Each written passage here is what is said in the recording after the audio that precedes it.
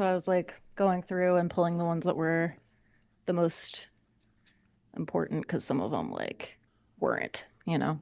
That's my experience with a lot of reader apps. I was so Kindle pissed, dude. Kindle works pretty well. That's probably the best one, but like all the other reader apps are I mean, honestly, like iBooks is fine. It's like smooth sailing for the most part. I like that it has the function where you can see your notes in the margin if you do it on the desktop. Like honestly, a lot of ways in which it's great. I don't know if it's just like my software that didn't like isn't updated. I had to like sign into it's just a bunch of bullshit. Like it's probably just some stupid.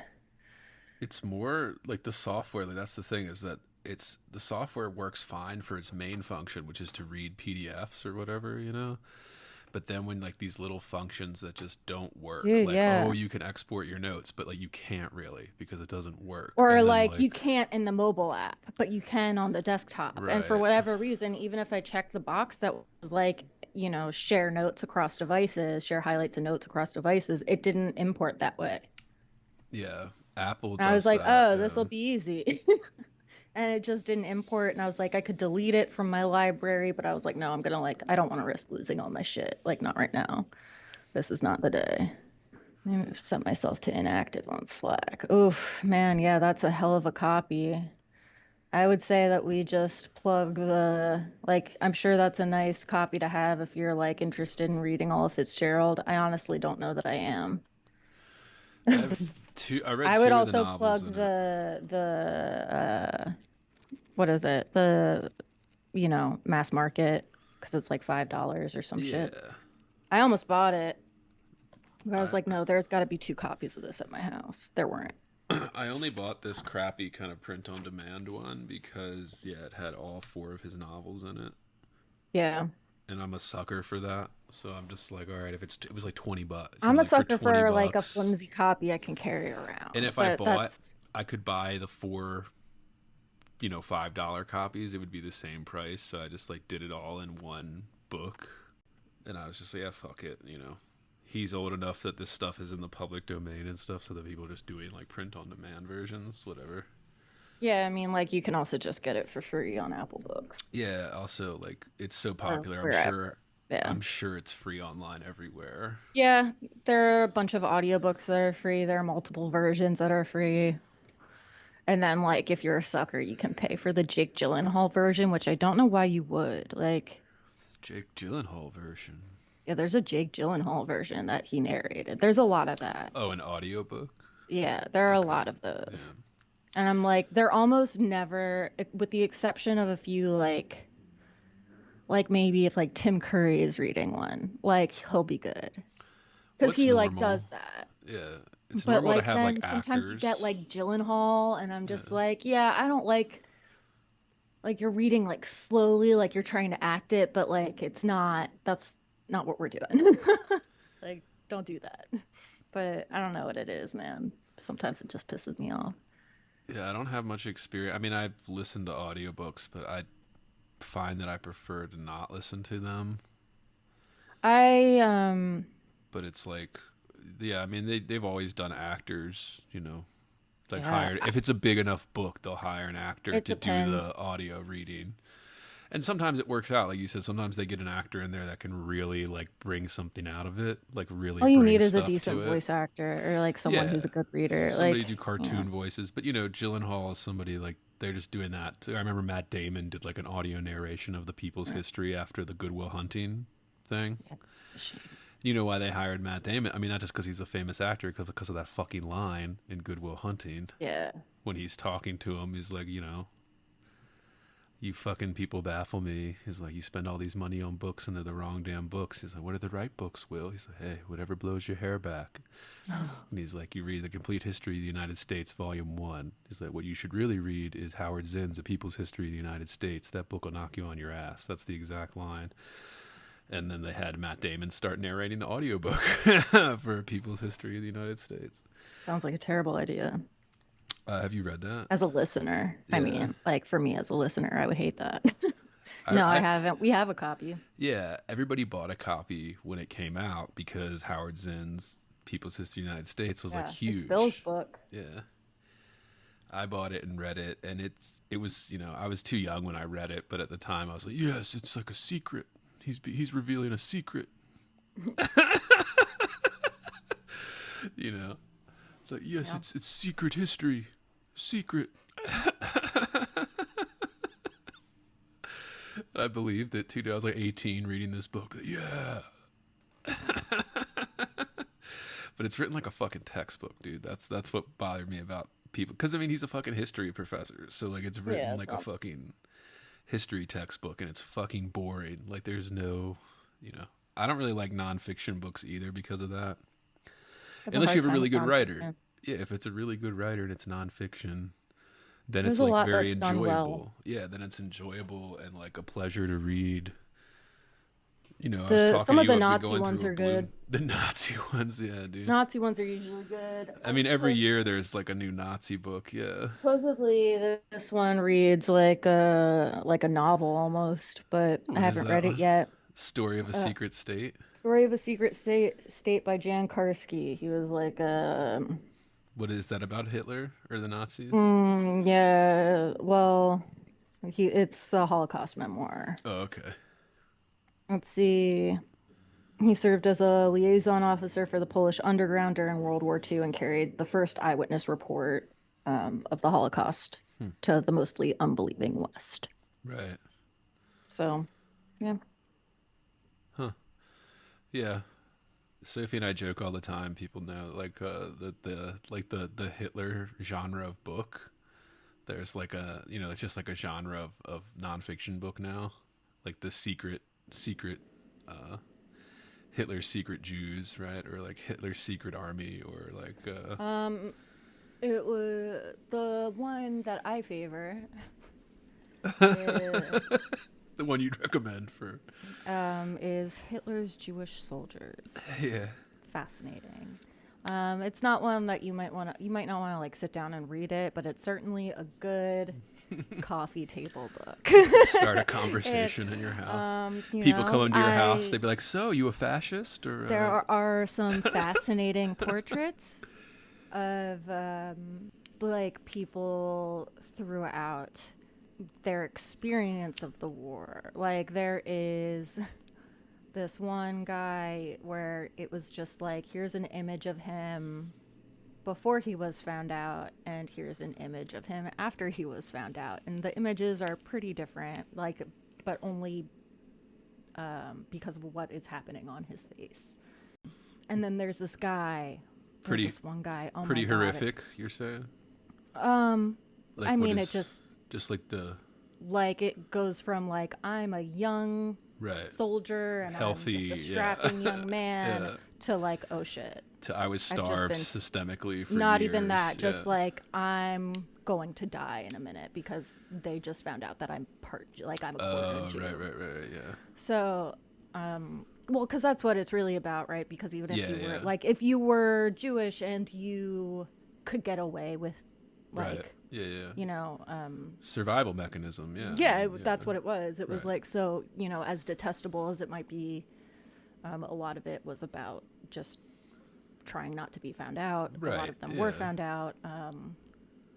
There is this one guy, though, that my dad always points to, that we always open to, a man named Fritz Binder. That is a Jewish name, yeah. And there's this one black and white image of him as a strapping young, I guess, Nazi soldier carrying water buckets, like, on a pole, across his back. And and in the next photo is like the biggest, like, volcanic kind of fatty rolls of a man, who just, as my dad would say, looks like he takes the smelliest dumps in the world. Fritz Binder. It also sounds like it might be a kind of bowel movement you could have. Oh shit, I'm in a real Fritz Binder here. Oh, this goddamn Fritz Binder. Yeah, it sounds like constipation. Really. Yeah, some type of stopping up. But yeah, it's wild. It's also, I mean, it's just interesting if you're like interested. Well, I mean, and that kind everybody's of thing. fascinated. I mean, I think the reason that everybody's fascinated by the Third Reich is because it's like the most vivid kind of moment in the last, 100 years of history that everyone's just like, wow, that happened, like, so Well, and a everybody's kind of fascination like, with like, oh, how do you become that? Like, how do right. you become someone who serves that cause? Yeah. Even as like a young Jewish person. And it's even more disturbing when you actually read how one does that, where it's just like, it was just like, well, they were either, yeah, just trying to survive, or like you just believe it, or, just ordinary people that were just put into these positions. And like, if they weren't put into that position, maybe they wouldn't have gone into, that kind of thing. Yeah. But like, since they were, just normal people start doing things that are hideous and ugly. And we're all like, oh my God, how does that happen? I mean, yeah, it's But just... that's that one book, Ordinary Men. I forget who writes it, but that... Is that what it's called? I feel like... Well, there's that... It's just one of many where it a was like sociologist Ordinary People, wrote this one about, yeah.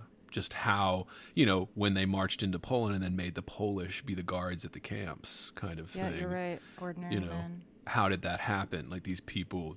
Christopher Browning. Yeah, okay.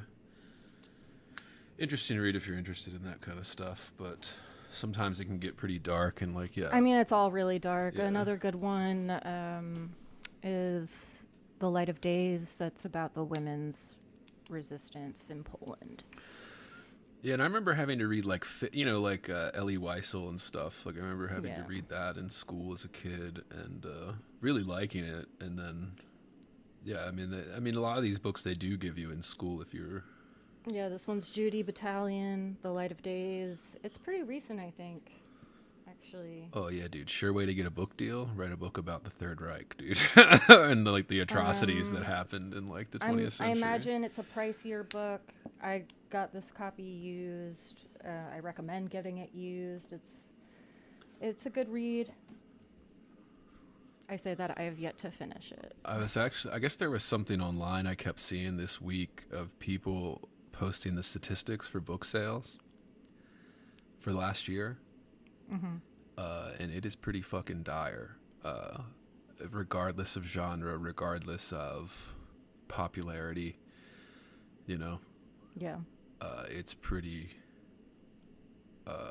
wow, it's sad.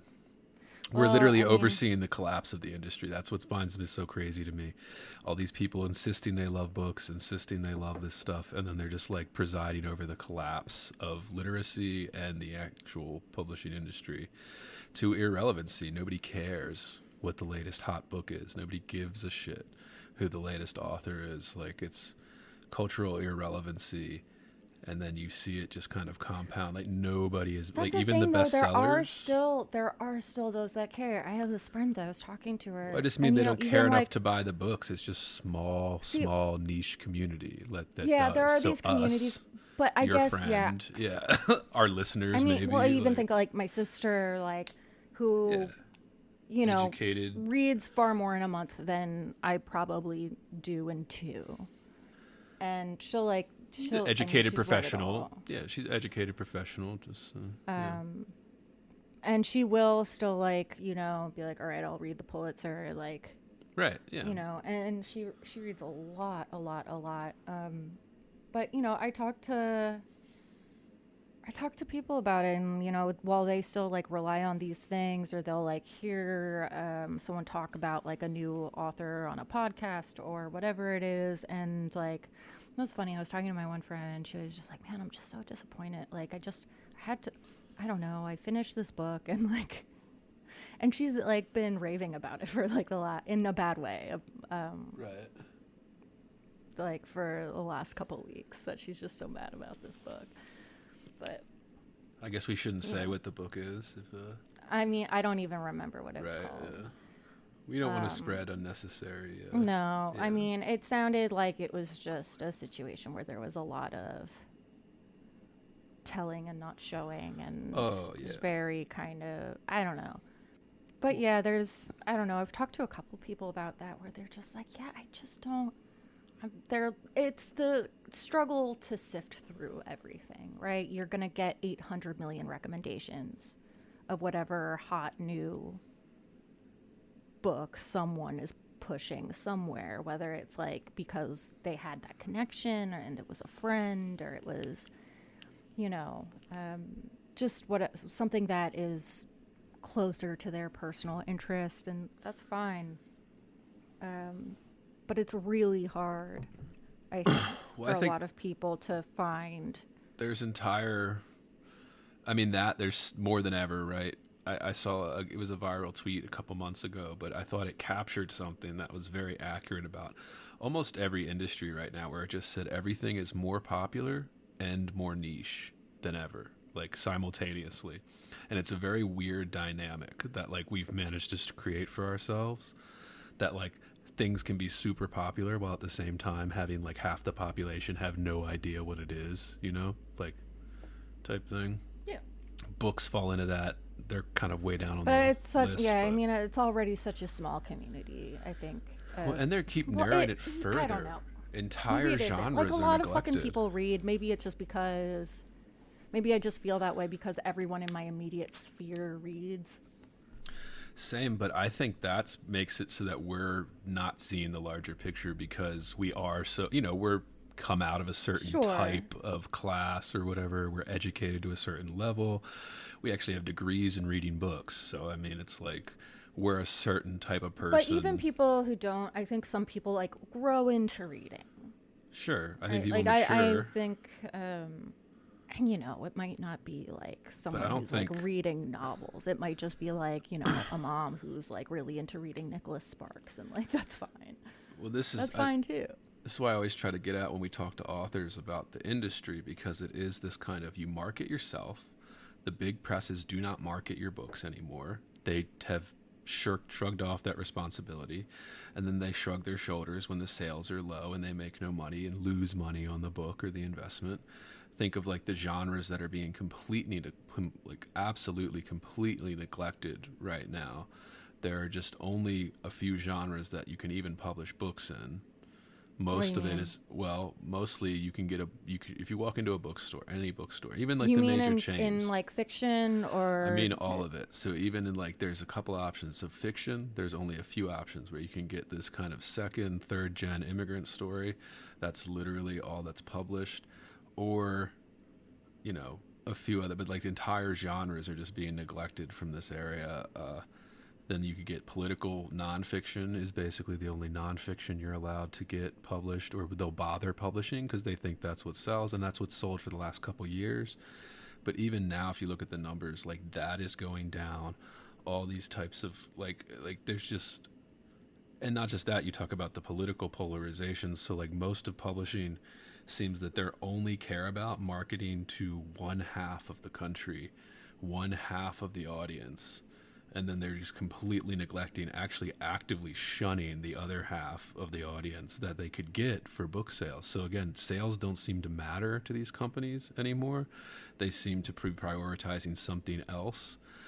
You guys can take a wild guess as to what you think that is. You know, they seem to be prioritizing things other than publishing books for people to buy. They're publishing books to what they think is changing the world. That's one of the issues with it. But it's also like, you know, we're becoming more illiterate. Like literacy rates peaked in the 60s in this country and have gone down ever since. So we have an illiterate country that, I mean, you've seen this in classrooms, dude. I have college students at community college levels, like they cannot read and write. Like they cannot read and write. Like it's impossible for them. But somehow they're sitting in a college 101 English class, you know, like somehow they're sitting here. And it's like, okay. And I get they're not marketing to that demographic, sure, you know, the illiterate, but like these used to be cool.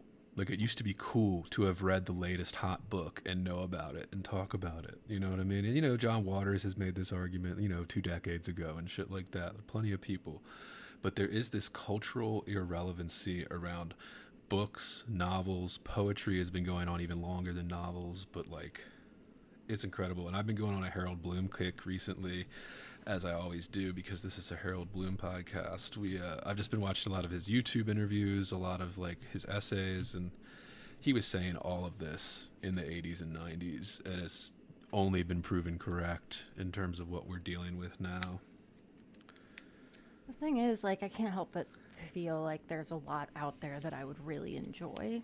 Like, whether or not it's, like, I mean, I buy the great. ones that are hyped. Like, I just bought Otessa Masagu's, whatever her big novel, My Year of Rest and Relaxation or whatever it is. What is it? I just bought hers. It's sitting on my stack of to read. I'm about to pick it up in a couple weeks here, depending on our reading schedule. Everything else going on. But like, I have it on there. I'm interested. Like, I'm interested to participate in the cultural, milieu of novels and publishing and poetry and who's writing what and what's good, what's terrible, who's publishing it. That's Yeah, what I'd this be whole curious podcast is about that about. one. Like, I'd read you and I that. do that. Yeah, let's add it to the list because I have it sitting here. Why not? We'll read it for the podcast. Listeners can tell us if they want us to read Otessa. I hear she's good. I've read I interviews don't with her. even fucking know anything about her. Like, see, I feel like I'm so out of the loop on fiction too, and I only hear about like the Pulitzer winner and every other What's what I mean? Everything week. you're My interested. sister's texting me about like some book that she You're just read, or like some Sally Rooney shit, or Well, even I get that too with both genres. Like, friends will text me or people will send me stuff I've never fucking heard of it, like, kind of thing. Well, and that And you it and me, pumps you up. Like, yeah. also, Well, you and like, me are people that actually follow the field too. Like, our social media followings and like stuff like that, things we follow, are customized to the things we're interested in. So we follow book stuff, we follow publishers, we follow magazines, and it's just, we're still out of the loop because everything is more niche and more popular than ever for some. It's this crazy fucking thing. I don't know how it yeah, I happened. don't know. It's just there's so much. It's so hard to sift through. There's so much, but so much of it is. And I mean, I get it. So like, if you're writing, And it's not all YA, going to be great. There are going to be some Yeah. stinkers. That's why I always get frustrated. And I get frustrated because I'm in the process of soliciting agents and stuff. And I've gotten a couple letters, responses that are like, "Oh, we like this, but," like that kind of. And my opinion, listeners can chime in on this. Like, I think that's worse than just a straight up rejection. I would rather be straight up rejected than having like, "This is really good, but," like, kind of like, I'm like, no, just tell me it's fucking awful and you don't want it. Like, I don't want to hear that it's good, but, like, like, I don't need that. Like, fuck off. But anyway, it just irritates me because I'm just like, all right, like, if you all know this market so well, then like, why is everything fucking collapsing? Like, then why are you not selling fucking books? Like, if you know this so well, like, why are you not selling books? It's because they don't know. They're making it up as they go along.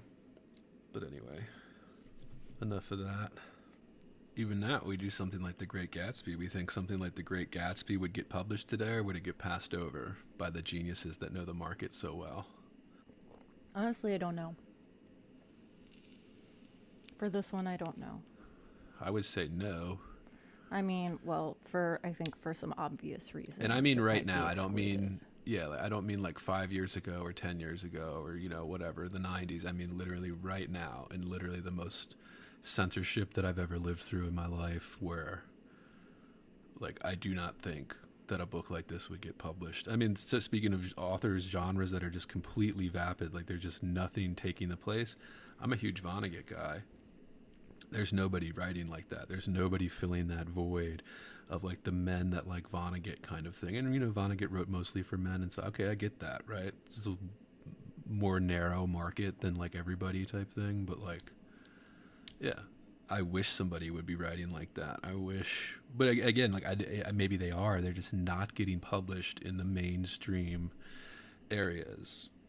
You're not getting in the main magazines. You're not getting in the major presses. You have to go to independent small presses that can't get books into Amazon and can't get books into the local stores and stuff like that because they just don't have the resources, time, staff. We're letting it happen. And this, everybody listening to this, if you are letting this happen, if you are letting literature be destroyed, I'm just so sick of it. Like, do something.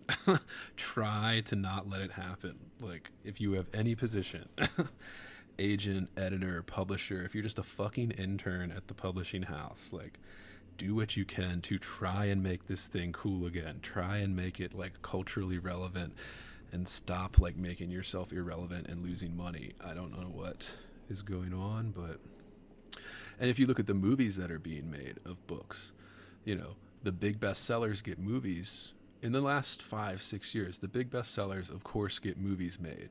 You know, Where the Crawdad Sings, these type of thing, right? They get movies made. But even then, like, most of the movies, even most of the crime movies and things like that are being made, are being based off of books written 50, 60 years ago, because the publishing is just not filling this market that people were willing to spend money on. Crime novels, you know, the kind of stuff. And those tend to be a little bit more masculine. They don't always tend to be, but, you know, those types of things. It's like incredible. Like, I was seeing that, like, the Coen brothers are doing a Ross McDonald novel. That's their next project. They're doing a Zebra Striped Hearse, which is one of my favorite Ross McDonald books. That book was published in the fucking 60s, dude. Like, that book was published like 60 years ago, and like, we have no crime novels that can fill that or even come close to that now to make a movie of. It's incredible. And I think it just shows how terrible, like, where the industry is. We're culturally irrelevant is where we are. But I don't want to start this off all depressed. We should move off of this topic. The state of publishing. And I'm relatively inexperienced in it because, again, like, I can't break through to that. So, you know, don't take my word for it, listeners. You know, I'm a fucking, you know, who the fuck are we?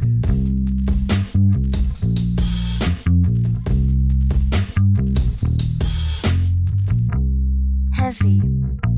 Bored. Heavy. I am heavy. Bored.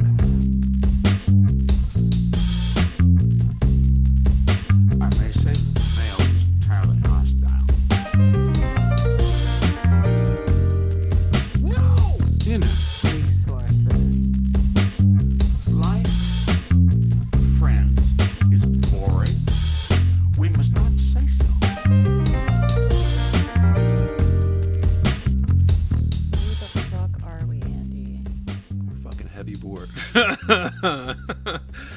And I'm Andrew Woodstuff. I am just so fucked. And today we're doing F. Scott Fitzgerald's classic novel, The Great Gatsby. Another one that everybody has heard of. Everyone's heard of this. And if you haven't heard of it, you live under a rock. Or you're just dead. But even then, everybody that was born after 40-something knew this book. Yeah. The movies... I was looking it up. There's only been like 6 movie versions of this, which I was surprised of. I'm surprised that there was that many, honestly. Well, it's such a popular book that I'm surprised there was so few, quite honestly. I thought there would be more. But the big ones are the one in 74. Really? I'm thinking like... Thinking the Leo one in 2013. No, I never really looked into it, I guess, because I was just thinking, like, how many film adaptations are there of, like, you know, the people that we would associate with, like, modernist authors? And there probably are a lot more than I'm aware of that were all coming out. Yep. I was just wondering, like, does A Farewell to Arms have a movie adaptation? Like, of course it does, so. Hemingway has a lot, and he got a lot in the 60s and 70s when, like, all the people that, like, grew up reading his stuff were, like, still, like, oh, let's make movie. Like, Francis Ford Coppola and stuff was loved Hemingway and would, like, I think he wrote a few screen adaptations of his stuff when he was still a screenwriter and not a director yet, but, yeah. Yeah, I'm getting kind of excited about my year of rest and relaxation. Dude, I've heard interviews with her. She seems great. Otessa, shout out to Otessa. Otessa, come on the pod. Come on the pod. We'd love to chat. Dude, she doesn't give a fuck. She doesn't use social media. She literally, like, does not go along with she's one of the few big figures who I think is speaking out a little bit at the state of publishing, at the state of what's happening to our art field, you know? She's doing that. And again, you know, she doesn't get bogged down by the people criticizing her either because she doesn't see it because she's not online and all that kind of stuff, right? Like, and I've heard interviews with her. Like, yeah, she seems great. She talks about some of her biggest influences are like people like Bukowski and shit. I was like, oh yeah, I got to read this girl. Like, I got to read her shit. So I bought the book. Maybe, yeah, okay, we'll add it to the list here. We'll do it on this podcast, listeners. How about that? Just doing a quick scan of eBay. That book has been a top seller, but again, it's because the marketing has been pushed for that. So, you know, her first couple books didn't sell as well as this one, but, you know. Her most recent is Lapvona. Haven't gotten there yet. I just bought the big popular one everyone's been talking about like the last 5 years or so. And you can tell she's been very inspired by the kind of transgressive writers in like the 80s and 90s that like came before, you know? Those types of guys writing then, and you can tell that she's very into that. And I mean, dude, that used to be great. Like, this is what I'm like. We talked about this. We've always talked about it with the Stephen King, the sewer scene and shit. Like, this kind of books used to be fair game for the worst shit imaginable. Like, you used to go to them for the most shocking, disturbing, like, trashy elements possible. And that is being systemically wiped out, literally. You're not allowed to publish it in books anymore. And this is due to editors, agents, publishing houses. This is it. That's what I mean. Everything has gotten worse, and we're still insisting it hasn't. And we can see the numbers. The industry is failing. They're basically, at this point, it's straight up abuse of writers when they're taking these exploitive contracts where they don't give you any marketing and take all the money for your book.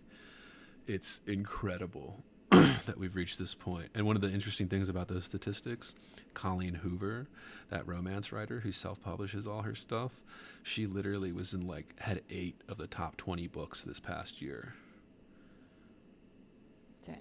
Like, literally, meaning she was selling millions of copies of this self-published romance stuff. You know, we're not big romance people. We don't really read those. Although it'd be interesting to do a romance novel on the pod.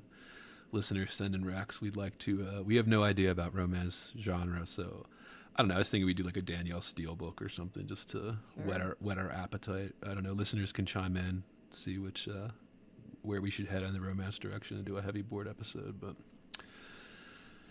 yeah, man, it's, I think it just shows what's happening. Like, self-publishing, like I said, used to be a laughing stock. It's not so much a laughing stock anymore. Even if you're no good, if you find the audience, you know, you're not a literary writer, there's still an audience out there that clearly isn't being served. Clearly the current romance novels are not serving the audience like Colleen Hoover's are. You know what I mean? And I think of this with a lot of self-published stuff that I see online and like men's adventure fiction. I'm not even a huge fan of the genre, but, you know, every once in a while I like to read a stupid book, you know? Yeah. And, those just don't exist anymore. You have to, like, you can barely find them if you go into a Barnes and Noble. Like, it's all about Katniss Everdeen and all this kind of shit. And, like, there is no men's adventure fiction for people to read on the bus, you know. Tris Pryor. Which is why people are going Divergent. backwards. They're reading stuff and making movies of books that were published 160, 50 years ago. Like, you know, White Noise, right? Noah Baumbach just did White Noise, and I'm not a huge fan of that book. I'm not a big Don DeLillo fan, period, but, like, that book was published literally, like, 40 years ago. Like, that book was published 40 years ago, and we just made a movie about it, and we made a movie so late about it because, like, the humor doesn't hold up, the irony doesn't hold up, and I don't know if you watched that or not, but the book itself, I think, is a boring book that doesn't hold up that much, but, like, I'm sure that means the story in the movie didn't either, although I haven't watched it yet. I'm not a big Noah Baumbach guy. I think he's incredibly boring. Yeah, it's not for me. I liked parts of Marriage Story and stuff like that. I think parts of that were really good, but that was because the actors were really good. And then, like, I think, and, you know, he writes good dialogue. You know, he knows how to write dialogue and things like that. But his direction is just, you know, he always kind of misses the mark for me. But I'll watch that eventually, I'm sure. White Noise. I just haven't had time and don't care enough to be, oh, I really want to watch this. Oh, I really got to watch it. I'm always behind on all that shit anyway, dude. Like, I don't keep up with shit. I'm listening to music from, like, 3 years ago because, like, I just never keep up with it. I have to, like, I'm, like, 3 years behind. But it's new to me. So we're doing The Great Gatsby today. We've preambled. Good long time. So I'm really hung up on buying this fucking book now. I'm like, what I gotta book? buy it. Yeah, Tessa book? Yeah. Whatever. You can find cheap copies of The Great Gatsby everywhere. You can go into a used bookstore. There's probably like 100 little ratted, you know, tattered up paperbacks where you can find a copy of this. It's a short book. It reads pretty quick. My version, I have this kind of cheap print-on-demand copy because I bought this kind of compilation of all 4 of Fitzgerald's novels, because the only one I'd read before this was The Great Gatsby. But, I hadn't read The Great Gatsby since like high school, first couple years of college, so it's been a while. I had forgotten a lot of it besides like, the 2013 movie, you kind of get your memory jogged and stuff like that, but... I'd tried and failed so many times that I feel like I remember maybe the first couple chapters of the book. They were all pretty familiar to me, even if it had been a long time. But, did you have to read it in high school? Nope. You weren't assigned it and you just didn't do it, or you just were never assigned it? I was never assigned it.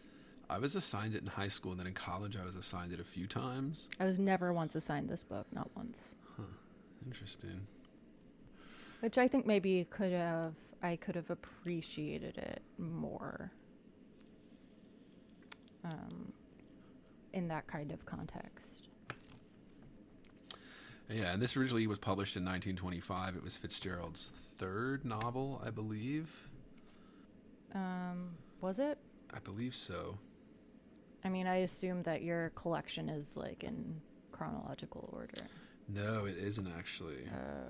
Because it's a cheap like print on demand, so I don't think somebody took the time to do that. You know what I mean? But I just bought it because it was $20 and I got all 4 of his books, and I've read 2 of them so far. The Gatsby for this one, and then I read This Side of Paradise, which was his first novel. Yeah. And I still have Tales of the Jazz Age. It looks like it goes This Side of Paradise, then we have Beautiful and the Damned. The Beautiful and the Damned and The Curious Case of Benjamin Button. And then Gatsby, and then Tender is the Night. Oh, and I guess there's also one called Winter Dreams. Winter Dreams. I think that's a story collection. And that's in 22. Because Benjamin Button is like a long short story kind of novella too, and yeah, I think that was in one of those collections. Probably.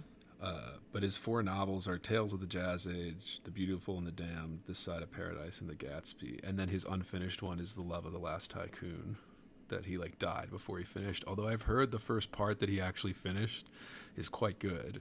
That's I think I read something about that too. But haven't read it myself. So listeners, dive in. But this is a good place to start. This is the first time you've read it, Soph. Thoughts? Yep.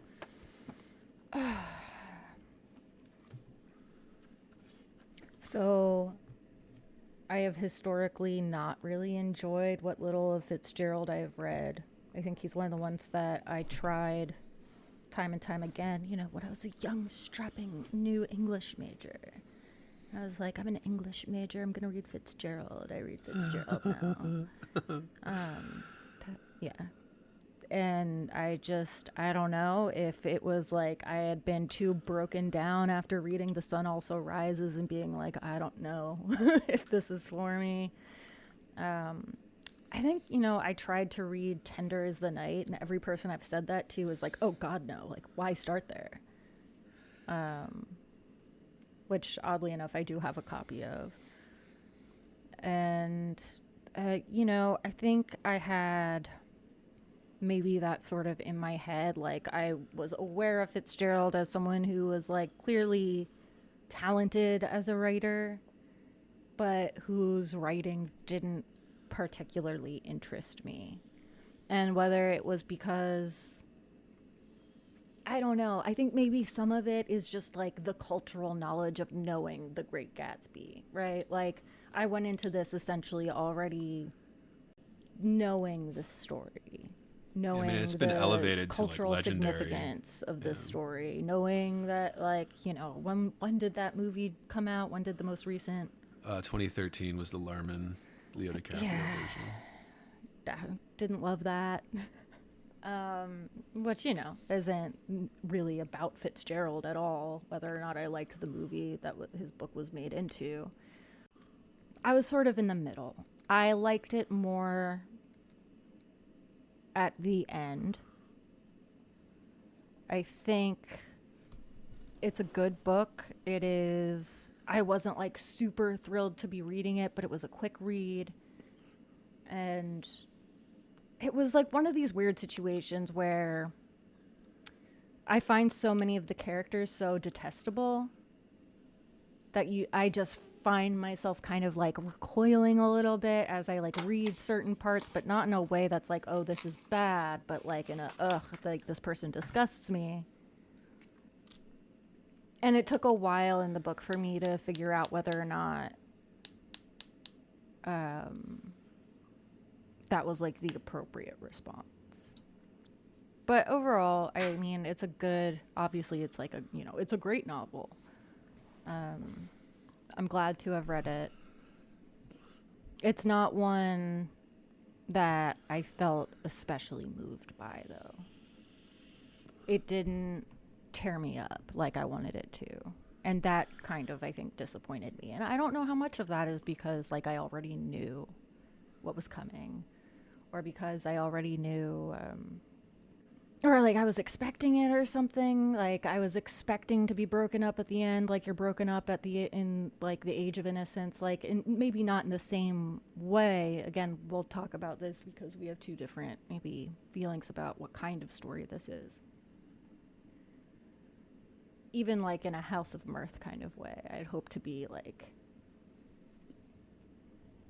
I'd hope to feel greater emotion as I wound down, but I did not.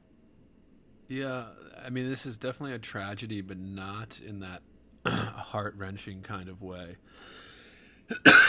Yeah. That you would get from somebody like an Edith Wharton.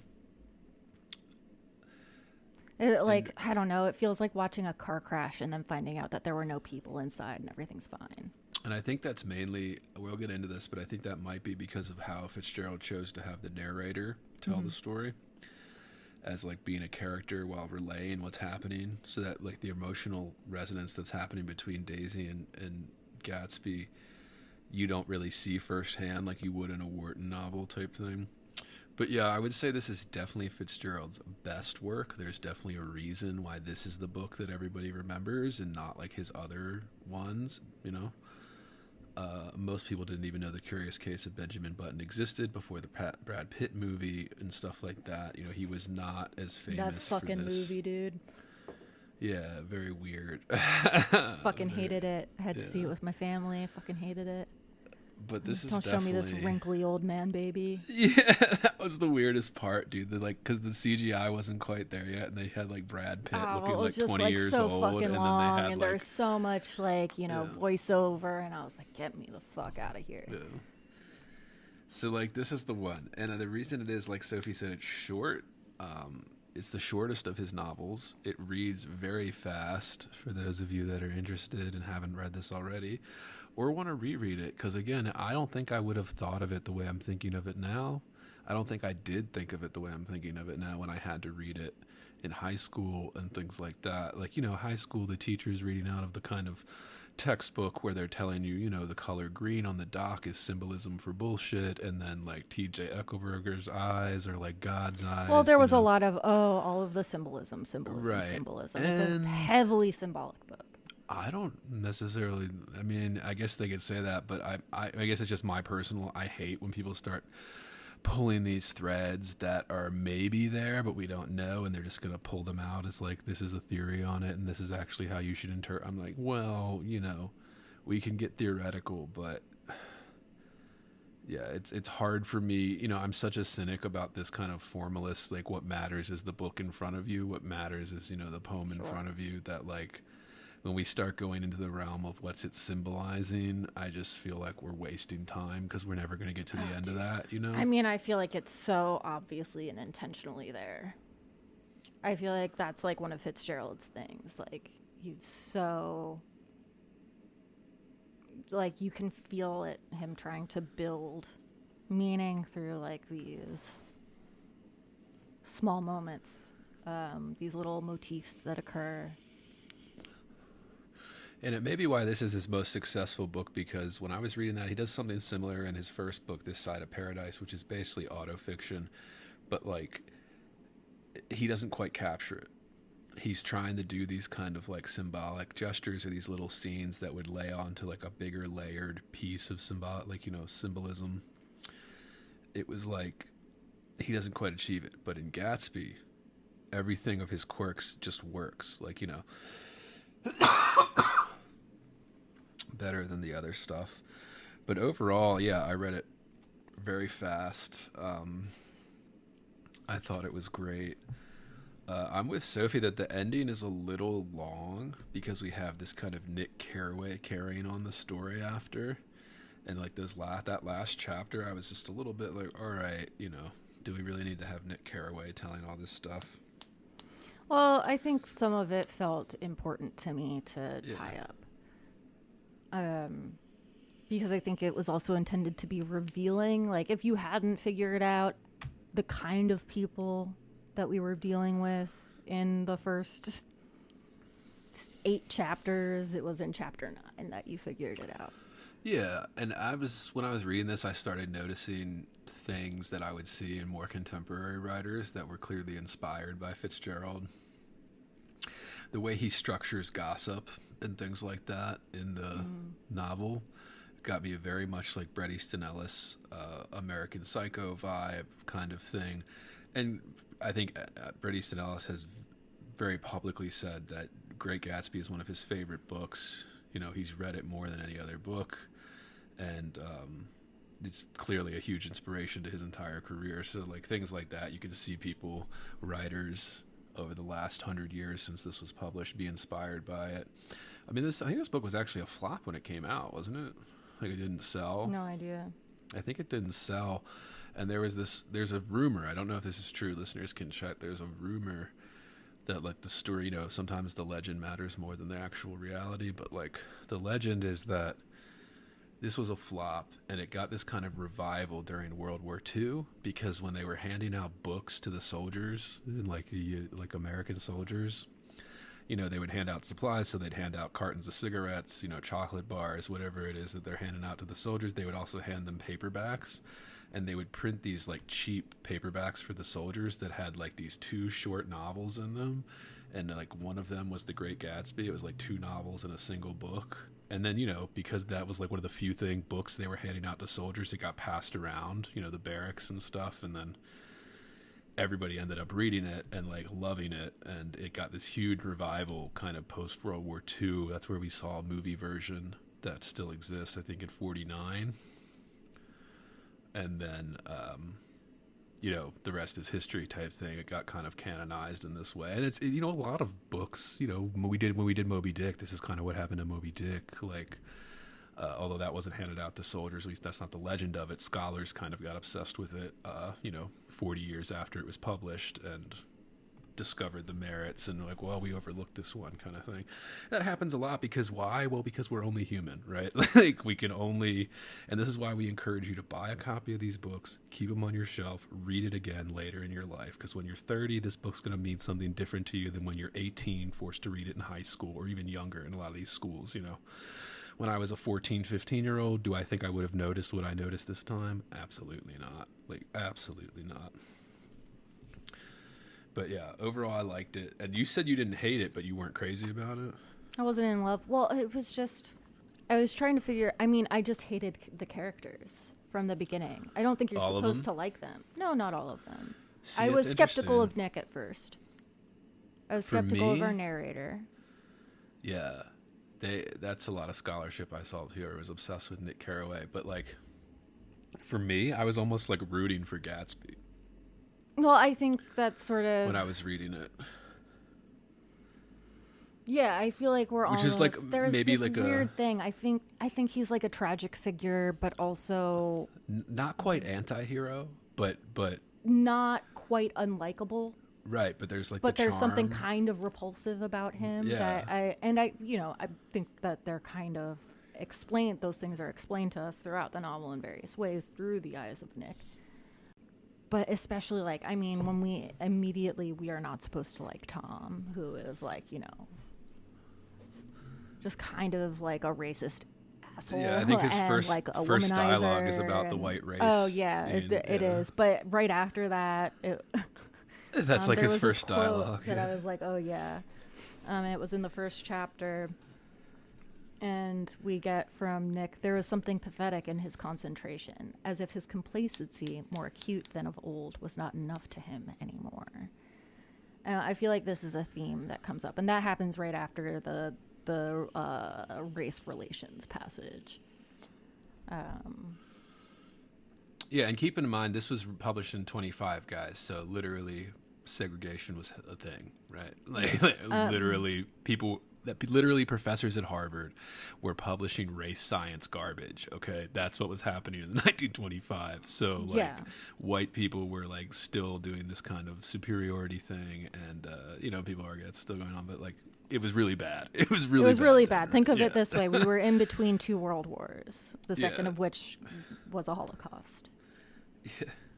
So there's that. Yeah, but even in the 1925, right, this is supposed to make you think that actually Tom's not a good guy. Because even in 1925, right, if you were obsessed with this stuff, people were like, all right, kind of okay. And now it's even, people are like, what the fuck's wrong with you now? Yeah. But in 1925, it was already kind of starting to be like, okay, dude, talk about these Harvard professors, writing books on eugenics or whatever the fuck it was. Sure. In the 20s and 30s, but... Yeah, but immediately... we get this sort of theme of complacency or contentment, not just always being too little, always being a little bit bored or jaded or looking for the right word. But well, Nick Carraway, and I think the reason that he did this kind of Nick Carraway's narrating it as he's watching the events, and then sometimes he's being told after, he's telling us that after he remembers them or something. Mm-hmm. And it's interesting because his character is lower in class than Daisy and Tom and Gatsby and all that.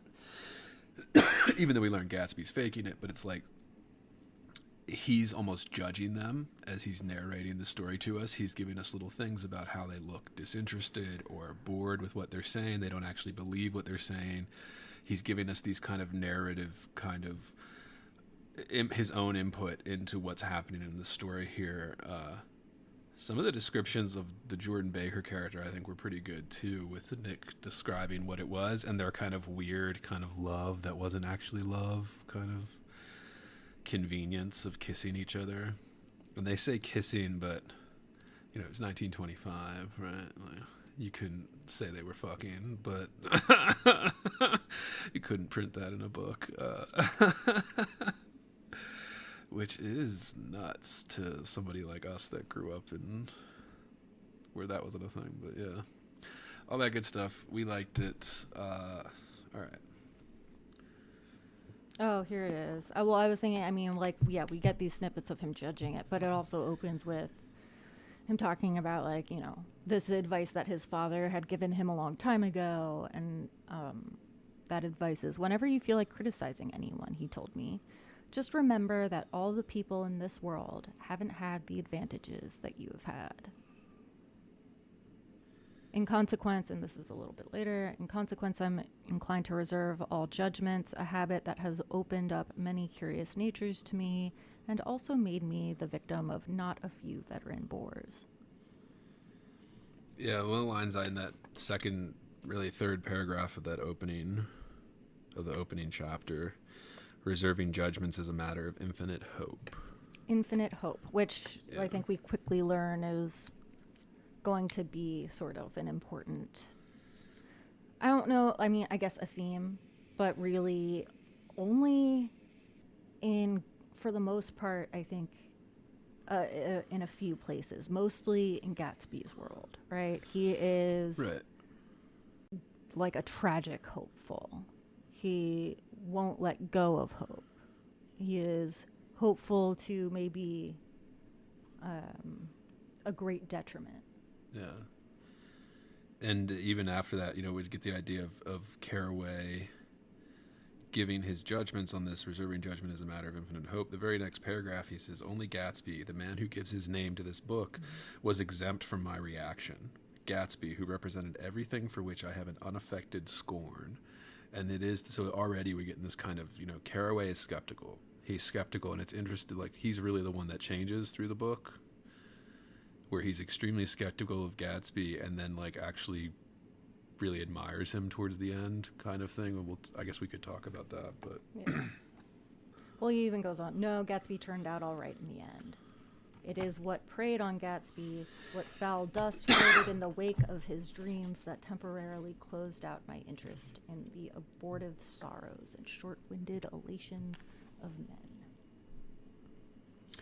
And he does, I guess I'm saying, like, Kerouac is lower class, but not quite poverty, you know, like he's not like middle class, he's still upper class, but not as rich as these extremely rich, you know, Buchanans and Gatsbys and things. Well, yeah, he's trying to be a bondsman, right? Because he's not so rich, he still has to work. He's working in finance. He probably went to Ivy League schools and all that kind of stuff, but like he's still not quite rich enough to have elaborate parties or horses, or you know, he's renting a little small house where in amongst all these big houses.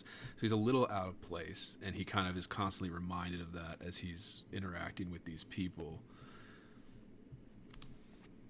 And he's a little bit disgusted because there is a little bit of judgment in, you know, in what he's doing here. Yeah, and that's why we said, like, the very first paragraph, he's talking about judgment being infinite hope. And then I think this is set up, at least structurally, to give us this kind of change in Nick Carraway where he's very almost admires Gatsby for what he did, how big the lie was, and how much he was able to carry it with him. But I just thought it's interesting we started off with that, yeah. And from there, the book fucking flies, dude. I mean, I was flying through it. I think I was bored up through... It wasn't until, like, I got to a chapter that I hadn't actually read. I think that maybe was part of it, because even if I didn't entirely remember everything that happened, it felt very familiar. But maybe it was around, like, chapter 4 where I became more interested. And at this point, I already kind of hate the people that I've met in the book, including Daisy, who I find kind of just as detestable as Tom. Yeah. She's also kind of described as like this, I don't know if like this is like a Fitzgerald thing or, you know, if it's just this character, but she's like just this sort of manic pixie girl, you know. Very aloof. Yeah, she feels like a kind of hollow character to me. Yeah. The big thing I noticed was on my version, page 591, but it's kind of when he first meets, when he's going to Daisy's house for lunch or whatever, or dinner, and this is... The first time? Yeah, it's when still we in meet the them? first chapter. It's kind of towards the end of chapter 1, right before the last break. But there's when he's talking to her and she's telling him about her kid. Yeah.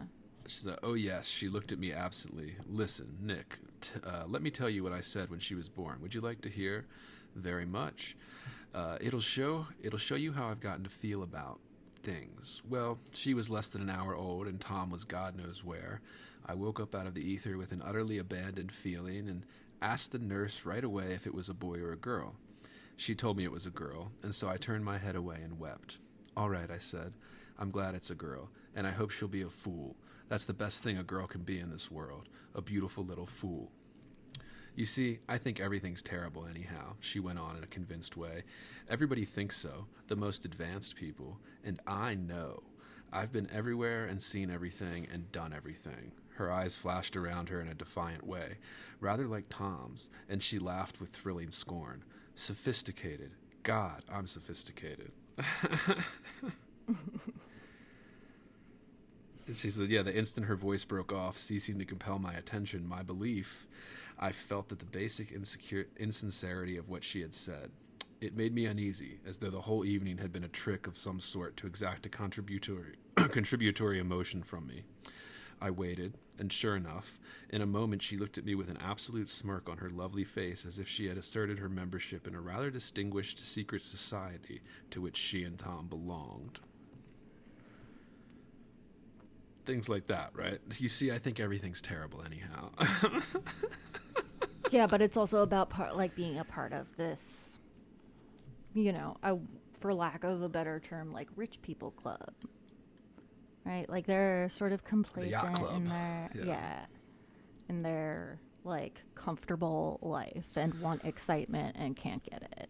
And we talked about this a little bit with like Lana Del Rey episode where she has things that touch on this. You know, you would like to be like, oh, this rich person has an ideal life, but you know, everybody has their own depression and things that they deal because they're human still, even if you're a rich human. All that. And, it, you know, it's kind of laughable. And this was a trend, I guess, in the 20s and stuff, this kind of like upper class. They call it satire. Like, this is what they said with when we did Wharton's House of Mirth and stuff. Like, everybody calls it satire, but like, isn't it just like a real depiction of like these people don't give a fuck? Well, yeah, I think there's I think there's a level of commentary there. Yeah. I'm just like, is it satire if you're just showing what it is? Like, these people don't give a fuck about like people below them, like literally walk all over them, and it doesn't matter at all because they just are isolated from the consequences. And I guess we can laugh at that and scorn that, but like, I'd be like, that's just reality. Maybe that's, you know, whatever. But yeah, this is when I decided, like right here in this moment with the Daisy and Nick kind of giving his narration around how Daisy's face is looking, how like he felt the basic insincerity of what she had said, kind of stuff. Like she doesn't even mean what she's saying. She doesn't even know what she's saying. She's just kind of aloof and laying there on like a chaise. Mm-hmm. And that's when I was like, okay, like having Nick as narrator makes this more interesting because he's inserting judgments as he's telling this. And as we get this kind of gossiping, and that's what most of the dialogue is in this, right? Like the entire drama around this is, the affair and the murder, but then like, it's mostly gossip, right? Yep. Didn't you hear Gatsby did this? You know, this kind of thing. And I remember listening to a David Mamet interview. People that don't know, although probably most people listening know him, right? Famous American playwright, Pulitzer Prize winner, very good writer. He just made this statement in an interview about dialogue where he said gossip is dialogue, where he just said, you know, Tom says bippity boppity boo. He's like, Sharon says this. He's like, that's as good as it gets. Okay, that's as good as dialogue and any dramatic thing gets. He's like, it should always be this kind of gossip between characters, lies, misunderstandings, this kind of talking about another character in the room. All of that. He's like, that is where true drama lies. And I guess he's talking mostly stage plays and stuff, but still it works in all kind of fiction, dramatized things. And I think it works here too with this kind of gossip. He was very good at that. You know, Wharton's very good at that too, the kind of gossipy talk back and forth. She was a little deeper, I think, with some of her stuff, but yeah. I like it. I mean, I loved it. I was texting Sophie, like, as soon as I blew through, like, the first 20 pages, I was like, damn, this reads fast as shit. Yeah, it's not, I mean, yeah, for being a novel of the 20s, it's not a difficult read, I would say. Yeah, we also, I don't know if you want to talk about Gatsby's first appearance. Maybe we can just briefly say, like, there is, like, this famous moment, or a moment that I think of as famous because it just feels like a famous literary image of Gatsby looking out across the Long Island Sound at the dock where Daisy and Tom's house is, and sees this green light. And obviously, you know, Nick is telling us all this, that he's witnessing the man who lives next to him. We haven't named him yet. Stretching out his arms in the dark toward this green light, this tiny green light. And that, I think, is like the beginning. Like, you know. And then we get the... Yeah, go ahead. We get the first interaction with Nick and Gatsby in my version on page 605, but it's in chapter 3. Yeah, it's in the chapter where party is. Yeah, where Nick gets invited to the party first, and at one point he's talking, you know, the famous thing is, at a lull in the entertainment, the man looked at me and smiled. Your face is familiar, he said politely. Weren't you in the 3rd Division during the war? I said, why, yes. I was in the 9th Machine Gun Battalion. I was in the 7th Infantry until June 1918. I knew I'd seen you somewhere before. We talked for a moment about some wet, gray little villages in France. Evidently, he lived in this vicinity, for he told me that he had just bought a hydroplane and was going to try it out in the morning. Want to go with me, old sport? Just near the shore along the Sound. What time? Any time that suits you best. It was on the tip of my tongue to ask his name when Jordan looked around and smiled. Having a gay time now? She inquired. Much better. I turned again to my new acquaintance. This is an unusual party for me. I haven't even seen the host. I live over there. I waved my hand at the invisible hedge in the distance, and this man Gatsby sent over his chauffeur with an invitation. For a moment he looked at me as if he had failed to understand. I'm Gatsby, he said suddenly. What? I exclaimed. Oh, I beg your pardon. I thought you knew, old sport. I'm afraid I'm not a very good host. He smiled understandingly, much more than understandingly. It was one of those rare smiles with a quality of eternal reassurance in it that you may come across 4 or 5 times in life. And I've just highlighted that part where it's like he's describing Gatsby's smile, like just the charm of this person, this person's presence sitting near him. Kind of like understandingly, but much more than understandingly. Rare smiles with a quality of eternal reassurance in it. Eternal reassurance. Yeah. Sounds like eternal hope. Insistent that everything will work out. Yeah. It faced, or seemed to face, the whole external world for an instant. And then concentrated on you with an irresistible prejudice in your favor. Which is also like, comparing that to our first image of Gatsby as like a man with his arms outstretched and supposedly he says, I thought I saw his arms trembling or his hands trembling, and like he seems almost desperate and like he wants to be alone. Yeah, I think the word desperate is appropriate here because I think it shows the desperation, like what's behind not even just wealthy people like Tom or somebody. Like there's a desperation to many of these characters. Yeah. It really also doesn't... To be something they aren't, kind of thing. Mm-hmm. It also doesn't take very long for Nick to begin to dislike him. It's when he starts inserting himself into Nick's life to get Daisy. Mm-hmm.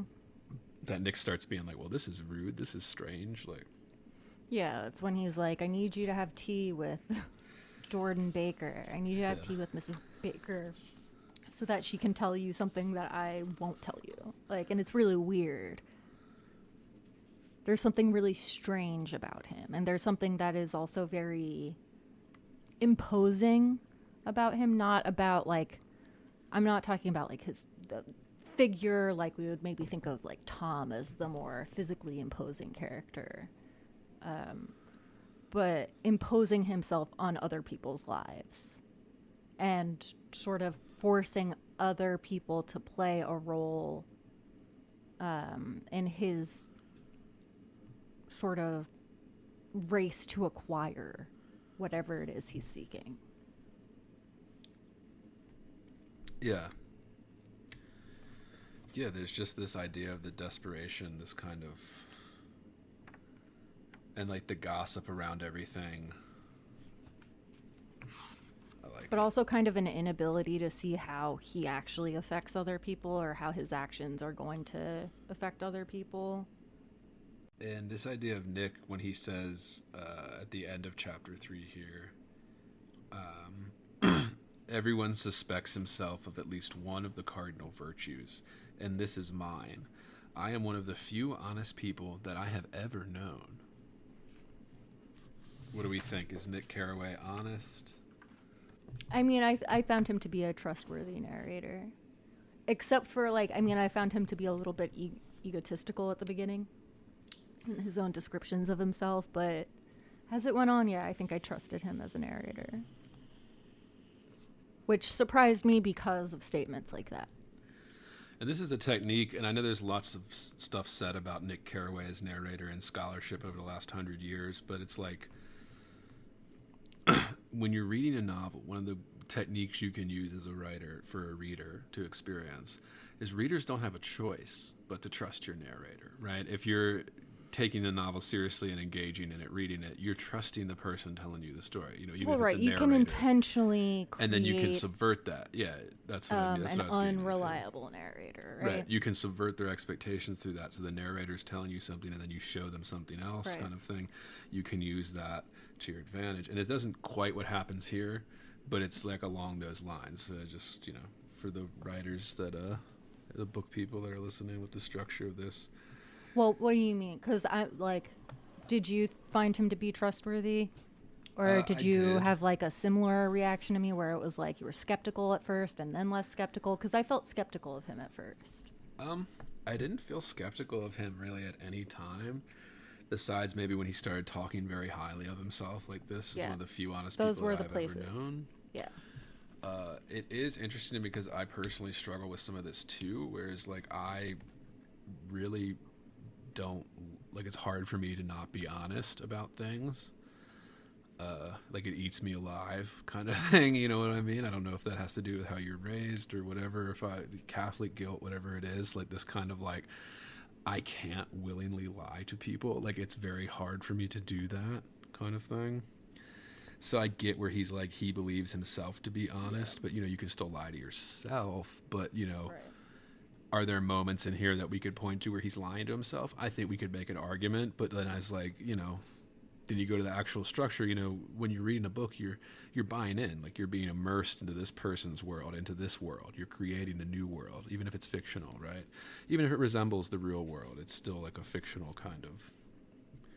So you just kind of roll with it, you know. I'm just never as skeptical of narrators. Well, yeah, he I engages guess it's just in naive. virtually I guess I'm just no naive enough people-pleasing to- behaviors Yeah. in this book. Like, he is not, I don't know, putting on a charm for anybody or... And he seems to be portrayed as forgetful. Like, there's a few chapters where he starts them off with, oh, before I forget, this happened a couple weeks ago. You know what I mean? Yeah. And then that scene in the apartment in the city when he is all that commotion going on between Gatsby, Tom, and Daisy, and he just sits there and goes, oh, I just remembered today's my birthday, kind of thing. It's just like, oh, okay, dude, like, you forgot about it. Like, yeah, all right.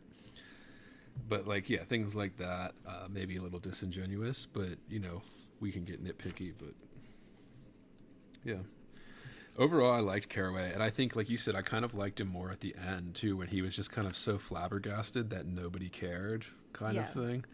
And again, I think that does kind of show his honesty in a way, where he thought these people that And said he was, they were like, friends, angry at them. right? Exactly. Because he these was people that very said they were judgmental of those friends people. of Gatsby weren't actually friends, you know. And this is very common if you get into like very elite circles, right? You're only a friend as long as somebody needs you, all that kind of stuff. How can they use you when you have something they want, kind of thing. I've Daisy heard horror has stories. disappeared. Yeah, She is, you know, I mean, maybe we should like Yeah, talk it's like about Daisy next.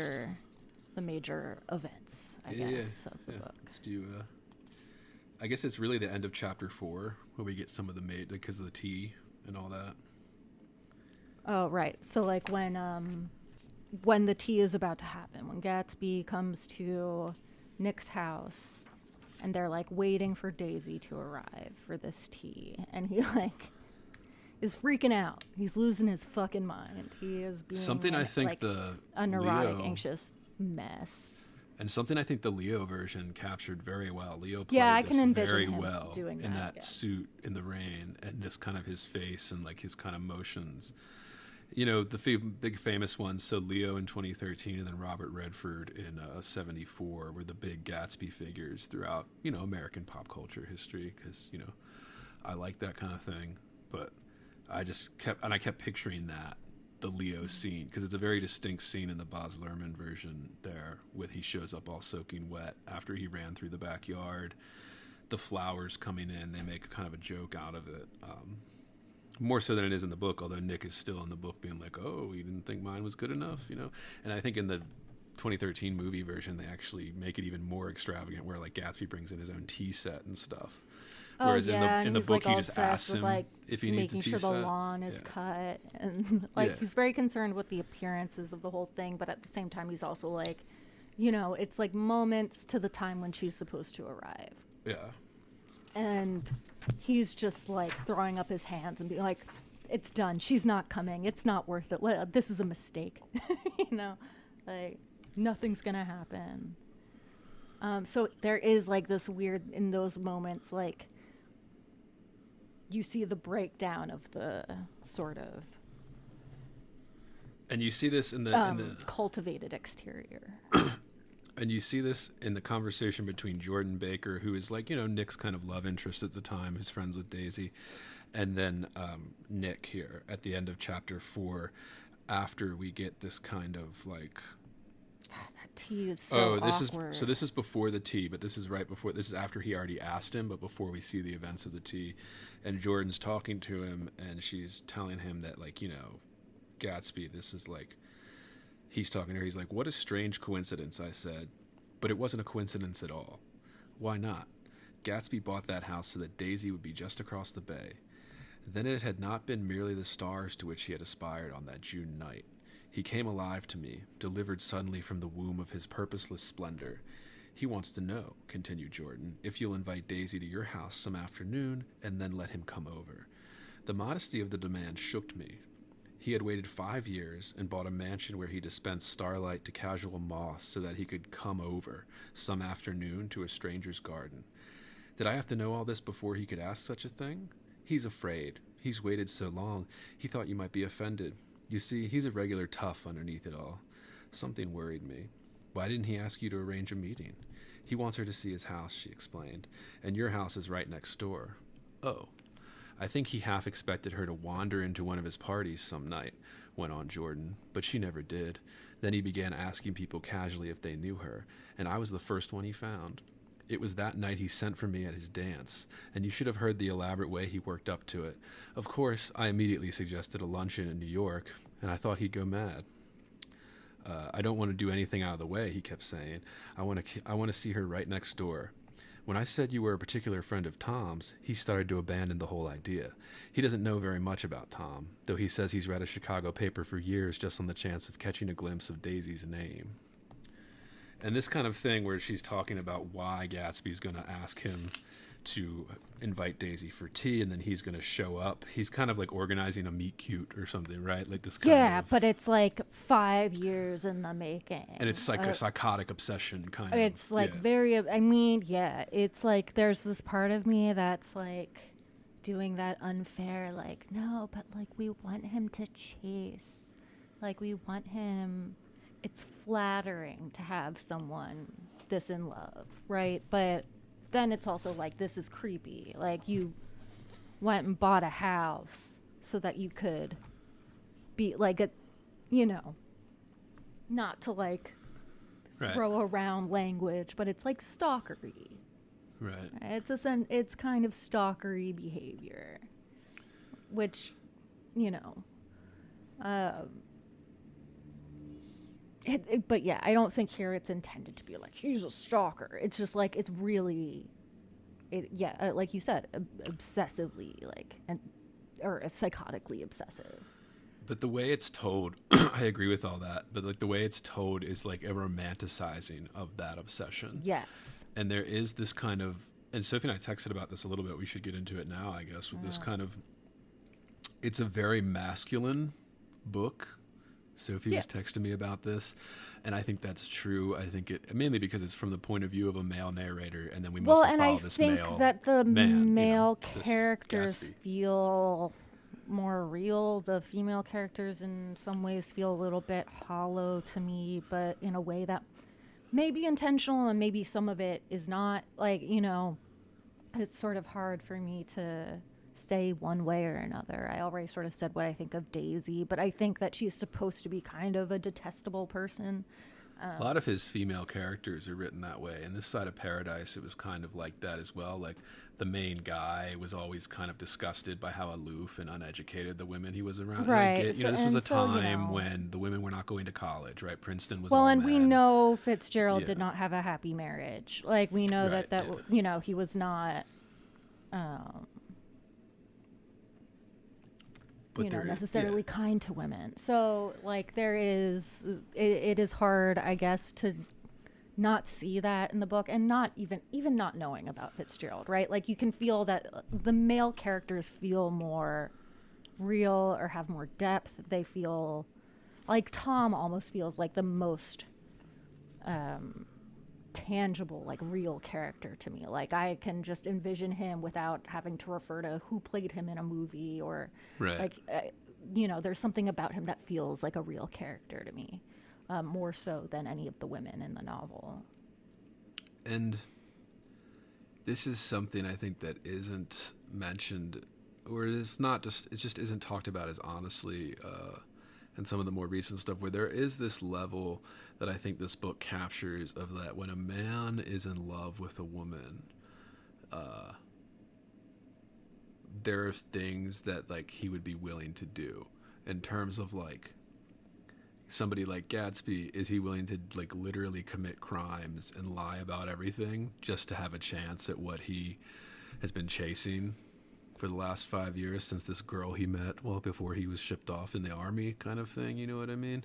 Right. And there's something, it's like a romantic tragedy, I think, to that, like this idea of,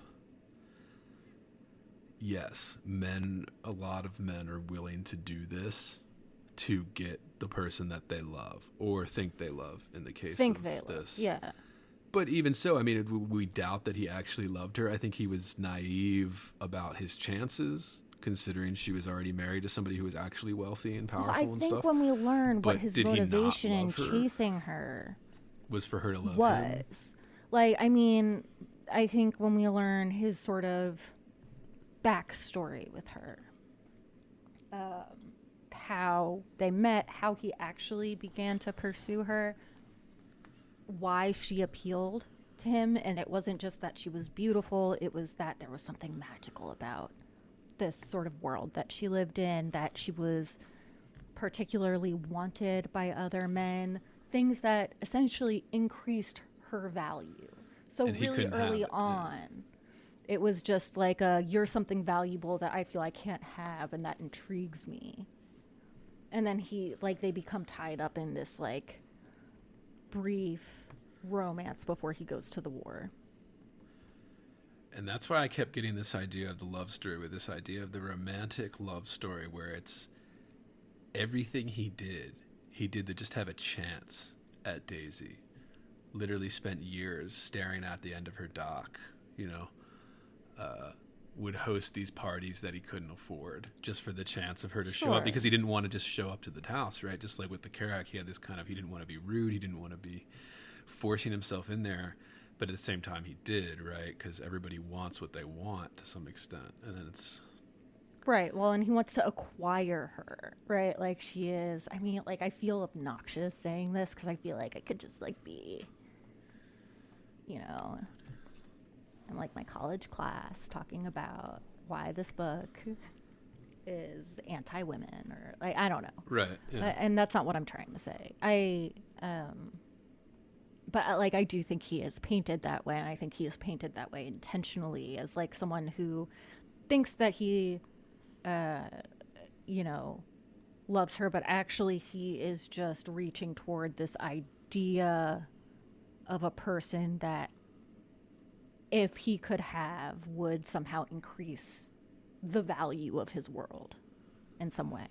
But not only that, I would argue, I guess, to push against it is that he doesn't care about the things that he accumulated, really, because he did it all to get her. What he cares about is getting a chance with Daisy, so he's willing to abandon all of that. Sure, right. When In a she comes moment. over and finally Yeah. sees his stuff, he's like, I don't remember the exact quote, but he's like revaluing everything in his house in relation to her interest in Right. it. Exactly. He only cares about getting her. And then he's there's that done all of moment this. where Yeah. she's like crying over the shirts. That's Right. yeah, let's talk about that. And to me, I was like, I'm actually not sure how to read this, because I think it's like on some level I'm like, oh, is this her crying over a lost opportunity, and is it a lost opportunity with him, or is it a lost opportunity because what she wants is like nice things, which she has nice things. She's Right. She has everything he has and more, basically. yeah, and like for real,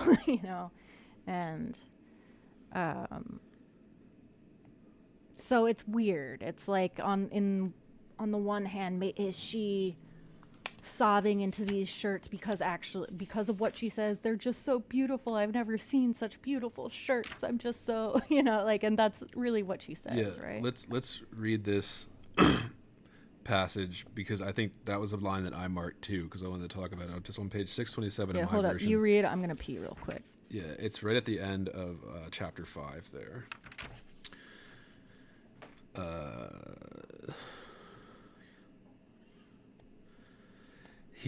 Okay, so he's talking to Nick Carraway here as he's showing Nick and Daisy his house. It's the funniest thing, old sport, he said hilariously. I can't. When I try to. He had passed visibly through 2 states and was entering upon a third. After his embarrassment and his unreasoning joy, he was consumed with wonder at her presence. He had been full of the idea so long, dreamed it right through to the end, waited with his teeth set, so to speak, at an inconceivable pitch of intensity. Now, in the reaction, he was running down like an overwound clock. Recovering himself in a minute, he opened for us 2 hulking patent cabinets, which held his massed suits and dressing gowns and ties, and his shirts, piled like bricks in stacks a dozen high. I've got a man in England who buys me clothes. He sends over a selection of things at the beginning of each season, spring and fall. He took out a pile of shirts and began throwing them, one by one, before us. Shirts of sheer linen and thick silk and fine flannel, which lost their folds as they fell and covered the table in many-colored disarray. While we admired, he brought more, and the soft, rich heap mounted higher. Shirts with stripes and scrolls and plaids, in coral and apple green and lavender and faint orange with monograms of Indian blue. Suddenly, with a strained sound, Daisy bent her head into the shirts and began to cry stormily. "They're such beautiful shirts," she sobbed, her voice muffled in thick folds. "It makes me sad because I've never seen such beautiful shirts before." And that's the end of that little section there. And my question there is just like, she's not talking about the shirts, right? Yeah, but I mean, like, but what is she talking about, right? Because she's not. Why is well, that's the thing. Okay, so she's crying after he's throwing out these shirts. Like, literally throwing them there to show what he has, what he does, what he's accomplished. He's peacocking. Peacocking, yes. And there's been scholarship on this of the Bowery Bird type, Gatsby's mansion, blah, blah, blah. But, yeah, peacocking. But that's what I said, is like, I don't believe Daisy's crying about the shirts here, but all she can manage to say is talk about these shirts. Nobody cares about the shirts, actually.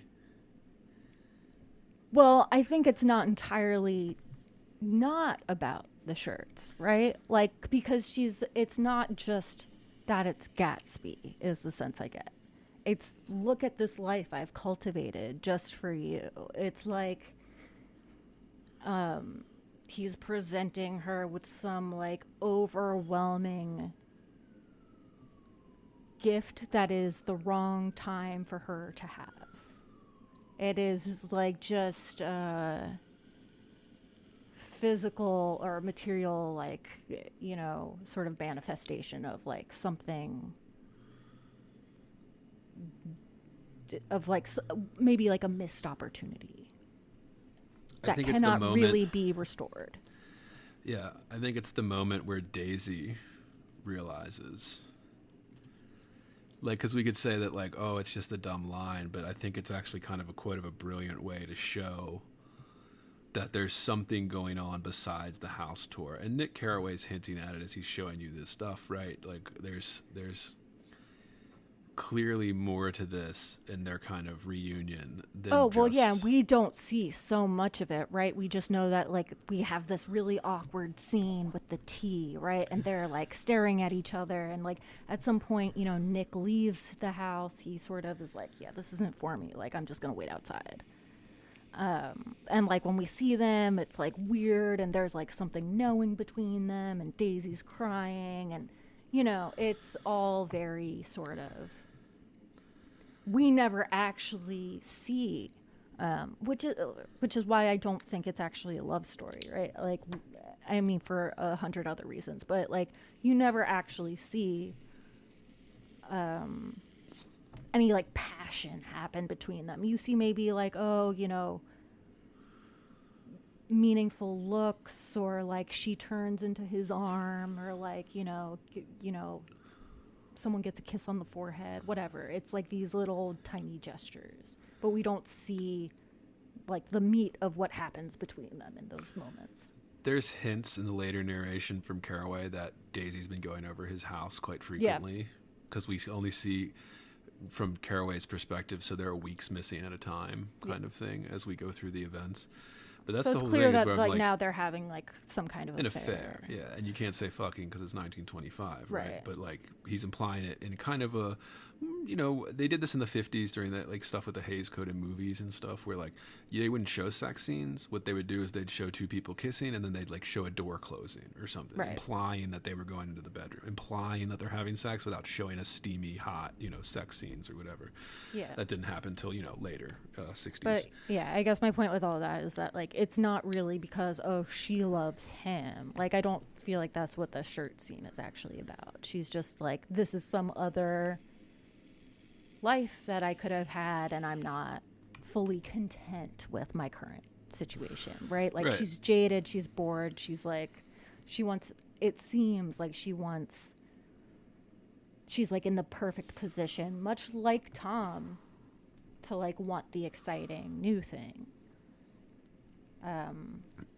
And Tom maybe has the independence to sort of finance that while she doesn't. You know, she has to sneak away, and so does he, but like he's also buying his mistress like a little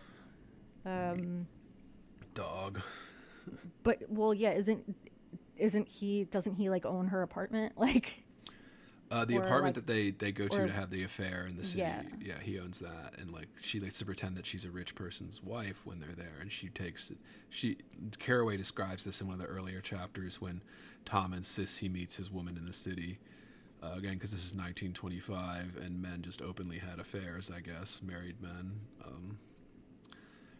without consequence. So it was like, you know, he wanted to brag to Nick, essentially. And then Nick said one of the first things he notices is that how, you know, the mistress, Myrtle, starts changing her tone when she's in the apartment and is changed into a nice dress that Tom paid for, right? She's like pretending that she's now part of the aristocracy. yeah, and she And really enjoying like that. refers to And her Tom is dress as using like, that oh, it's to- just something I throw on when I don't care what I look Right. like.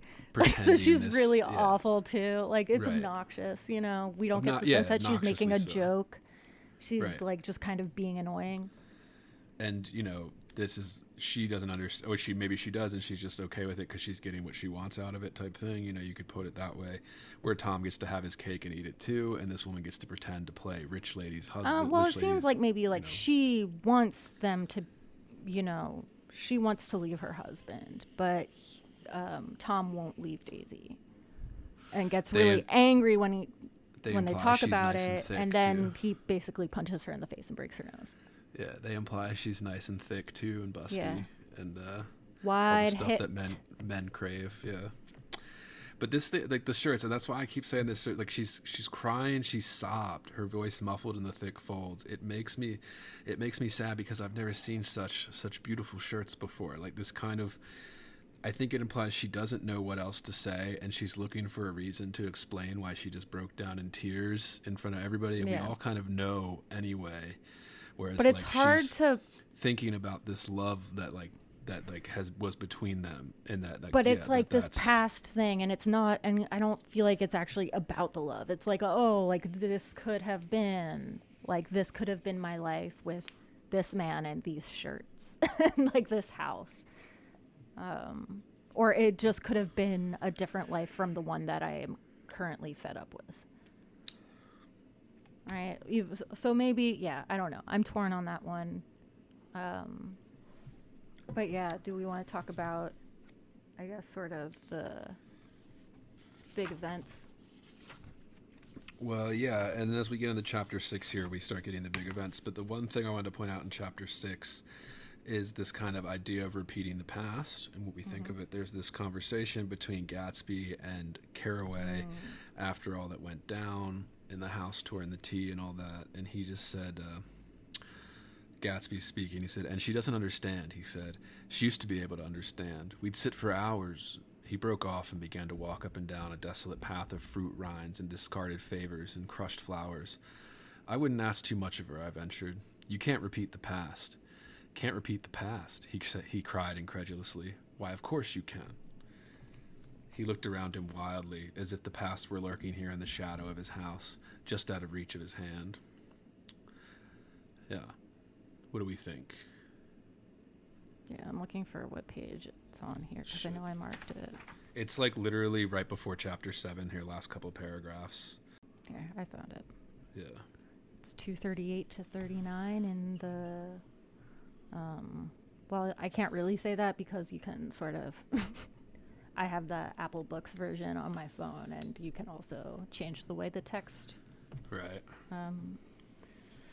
But yeah, it's on like 238. Yeah, I mean, there is this sort of...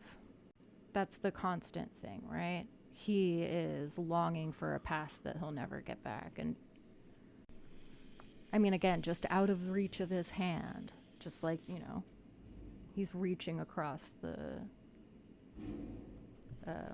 sound. And there are a lot of, I think, sort of moments that point back to that initial moment. But yeah, he says, I'm going to fix everything just the way it was before, he said, nodding determinedly. She'll see. Yeah, he talked, and then Carraway's narration, he talked a lot about the past, and I gathered that he wanted to recover something, some idea of himself, perhaps, that had gone into loving Daisy. His life had been confused and disordered since then, but if he could once return to a certain starting place and go over it all slowly, he could find out what that thing was. Yeah, it's like they're both pining for older versions of themselves, but not actually quite each other. And, you know, what are we, just repeating the past? Maybe it's like kind of a life lesson. Sure. I mean, I think that's the whole idea of Gatsby, right? He's living his life chasing the past, right? Or at least chasing and this then girl. He dies. Yeah, but he's also like chasing like his former self, who he was like with this girl and who she was with him, and like his idea of them together, and like his sort of almost obnoxiously like romantic take on everything. But I guess it's not really his take on everything. We're getting it through Nick Carraway, so maybe that is actually Nick. And put like this idea too, where it's like he's also trying to get away from his former self. Like he clearly wants to be, you know, when his father comes in at the end there, and he's like, "Oh, my son, you know, he was a big time guy." Like kind of, he wanted to get away from his kind of Midwestern small life. He wanted this grand life of luxury in New York type thing, while bringing. And I mean, he did that partly because he hated himself, I think, because Daisy couldn't get with him. He wasn't even a marriage prospect for somebody like her, because again, he was too low in class, too poor. So like, yeah, I think that it's complicated in this sense of he wants to repeat the past, but he only wants to repeat that part of him with his new self. Right. He doesn't want to be the one that she left, that she chose Tom over, and this kind of thing. And I think, you know, this is where I say that it's very masculine as well, where this is this thing that I've seen, you know, and there's tropes about, you know, Crazy Ex-Girlfriend and stuff like that, right? That TV show and all that, and the kind of tropes about it and all that, right? There's levels of this everywhere, but there's this male thing where like I have a friend, dude, and you know, I'm not saying names or anything, but like he's been in love with this girl for years, and they dated for a while, and you know, they moved on. She moved on. She's married to somebody else now. My friend doesn't believe it, will not accept it, kind of thing, and he's going, you know, goes at ridiculous things to get this girl just to speak to him again. You know, he's just like, and you know, that this is just such a common thing that men do daily, kind of thing. That it's like, I just couldn't help but see the romantic side of it. Yeah, I mean, And I this think idea women of do like, that too to some degree. right, it tends to be more extreme because like the men tend to get a little bit more psychotic about it, maybe, type thing. Or maybe more inclined to like hide it or like be Hide sneaky it. about it, or I don't know. I mean, I don't Yeah. actually know. But yeah, I mean, like, should we talk about how? Oh, well, I guess like before we get to how everything breaks down. Well, No, right let's in just the- go to how everything breaks down. Yeah, chapter 7's where it starts because that's when Gatsby and Tom start getting. They've known each other a few times now. They've met each other a few times, and kind of a few pages into chapter 7 here, I started seeing where, Tom sees what's happening between Daisy and Gatsby for himself because it happens right in front of him. And on this, if anybody watched White Lotus season 2, it reminded me very much of that scene at the end of season 2 where Aubrey Plaza, that one guy, is talking, ridiculously, like out of his ass, and she's just like sitting there reading a book, and she's like, "You're an idiot." And then like her husband, that was her husband's sign to know that she had cheated on him with him, because he's like, you wouldn't say that to anybody besides somebody that you had been intimate with, kind of thing. Yeah. Like kind of, and like this is kind of the same thing. So there's this scene where he's talking, it's hot as shit in the Buchanan house. It's a hot day in the summertime. Those that are from the Northeast, Mid-Atlantic, And how humid oppressive it gets. Yeah, how humid it gets. And it's, this isn't like the South where people are used to humidity, like William Faulkner, where everybody's sweaty all the time. This is like a rare occurrence. It's never usually this hot and humid in these parts of the country, so people don't deal with it as well as like, people living in the South where it's hot as shit all the time. But there was that little thing where Daisy's, I just marked it because I thought it was funny, where she's talking to her child and she like gets up and a tiny gust of powder rose from her bosom into the air. They're all like caked in powder. Oh, yeah. Jordan has powder all over her hands because listeners that don't know this, before deodorant and things like that, talcum powder was used to, because it absorbs moisture, was used to keep yourself dry and from smelling and having body odor and stuff. So like when you're really sweaty, I guess they're putting it all over their tits and stuff, like all over their bodies, to keep the sweat rings and the tit sweat and all that from like being unbearable. Yeah. So they're like dousing themselves in powder. But they, they're at the Buchanan's house, and there's this scene where who wants to go to town? Demanded Daisy insistently. Gatsby's eyes floated toward her. Ah, she cried. You look so cool. Their eyes met, and they stared together at each other, alone in space. With an effort, she glanced down at the table. You always look so cool, she repeated.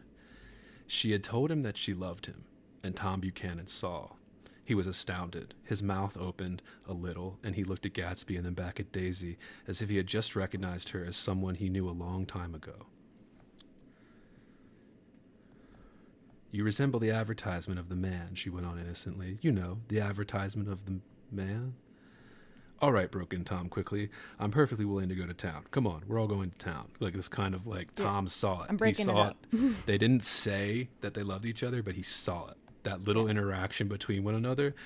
And this might be hard to understand for people that haven't been in long-term relationships. Like there is something, like when you know something's up because it's different, there's like a communication that's silent between, like you have to be with someone a long time to be able to pick up on these things. But like once you do, like again, that's why I brought up that season 2 of White Lotus, where like there's a big dramatic scene where it's not said, but then the husband understands what just occurred in front of him, kind of thing, because he knows his wife, right? Because they know each other. They've slept in the same bed for a decade or more, right? Like every night, like you know each other, you know the habits, the mannerisms, the inflections of voice, the attitudes, like kind of thing. And then Tom Buchanan saw it. He just saw it. Right? Oh, you're always so cool. Mm-hmm. Like him giving this kind of innocent comment under normal circumstances, right? If you're just like sitting at a party with a few friends or whatever, but then when you're sitting in this situation where they clearly have something between one another, it's obvious, right? Everybody knows. I remember being at an MFA party one time, and this guy was really into a girl that was in the the program.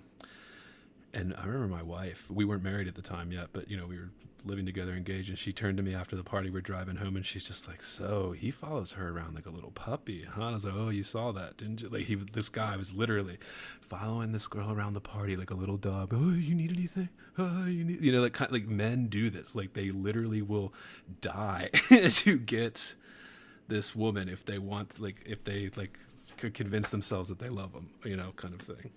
And like Sophie said, that could be real, that could be imagined, it could be, even if it's not though, right? Like all that matters is what happens there. But yeah, what do we think of this kind of moment of she had told him that she loved him, and Tom Well, became yes, Saul. the beginning of the breakdown, right? They're all Yeah. here in the house together, and he's trying for a recovery, right? Because he also can't just like burst out, right? Like he's been doing this for years. Like And- he's been having affairs with women. It's implied as he's talking to Nick, and Nick's giving you the stuff because he lets Daisy go with Gatsby in the car, right? Everybody knows this scene from the movies and stuff. And then he's driving with Nick and Jordan, and he's saying, I think something's been going on with this Gatsby guy. He tells us that he had started a little investigation into him because he was spending a little bit too much time with his wife, kind of thing, and he was Yeah. a little suspicious of this guy. And he started to find out, the secrets that Yeah. this Gatsby's a liar, and he's just kind of flabbergasted that he didn't think his wife had the gall or like the balls to have an affair, kind of thing. And he says this as they argue, and it's one of the more famous lines where I'm going to start taking better care of you now, kind of thing, where he started basically like admitting that, yes, everybody knows he's been having these affairs, having his cake and eating it too, type thing. But he's like, he can't trying to get can't her. just yeah. like be mad at her because even though he is, right? Like, Yeah, he is because he's a mad. piece of shit. And yeah. But yeah, he also knows that like he could have a role to play in this. And I Right. think this is one thing that Fitzgerald does brilliantly. Is that shirt scene where she's crying. We know it's not really about the shirts, but all she can manage to say is, "I've never seen such beautiful shirts before." Or like kind of crying, unable to even make sense of the situation. It's a stupid thing to say, right? It's dumb. And same thing with this. "You always look so cool," she repeated, looking down at the table, right? Like she can't even meet eyes with him when she says it because she knows. But there's this moment before that, before they even get in the car, before they go to town. He's like gonna go get some whiskey. Tom is gonna go get some whiskey, and he goes inside. Gatsby turned to me rigidly. I can't say anything in his house. Old sport. Again, old sport. Very annoying through the whole thing, which is one of the things that makes him kind of like a little unlikable. I think that's a good trope too. Yeah. The old sport. Well, and Another how it's like advice for kind of writers, almost yeah. unnatural. Yeah. If you want your like characters to sound different in dialogue, as a little trick is you give them a little quirky thing that they say or do or pronounce something, and it automatically gives your character a little bit of a quirk, differentiate them from other characters. So something like old sport, although you can't use that now because everybody's going to think Gatsby if you do that. But yeah. Yeah, well, there's this moment right after that where Nick says, "She's got an indiscreet voice," I remarked. "It's full of..." I hesitated. "Her voice is full of money," he said suddenly. That was it. I had never understood before. It was full of money. That was the inexhaustible charm that rose and fell in it, the jingle of it, the cymbal song of it. Right? And this is like a description that we get throughout the novel about her voice, right? There's something in her voice that draws people in. Like, and, he describes it sort of as music a lot of the time. And then we get this moment like, oh, it's money. Her voice has money in it. What do we make of that? Because I mean, the only way I would think to read it is like, yeah, her voice is the voice of somebody who is well taken care of, who is used to money, who is like, has all the comforts of life.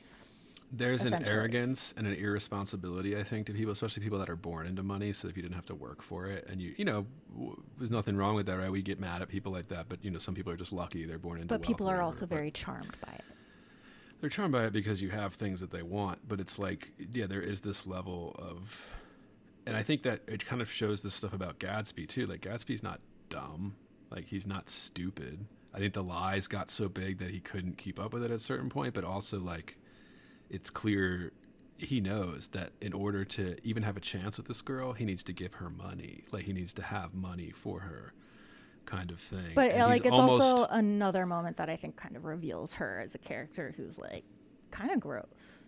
Right. Even... Well, like, and I think it's him kind of admitting that, where he's kind of like, she never used to be like that, or maybe she was always like that. I think it's suggested that she was always kind of like that, right? Like that he was not of the right breed of man for her. Like, he was of the wrong stock or something. And that's like kind of what drew him in. Like that she was like this unattainable thing that he would reach for, just like to see if he could. And then it became an obsession. And he's like, and we fell in love. And she loved him.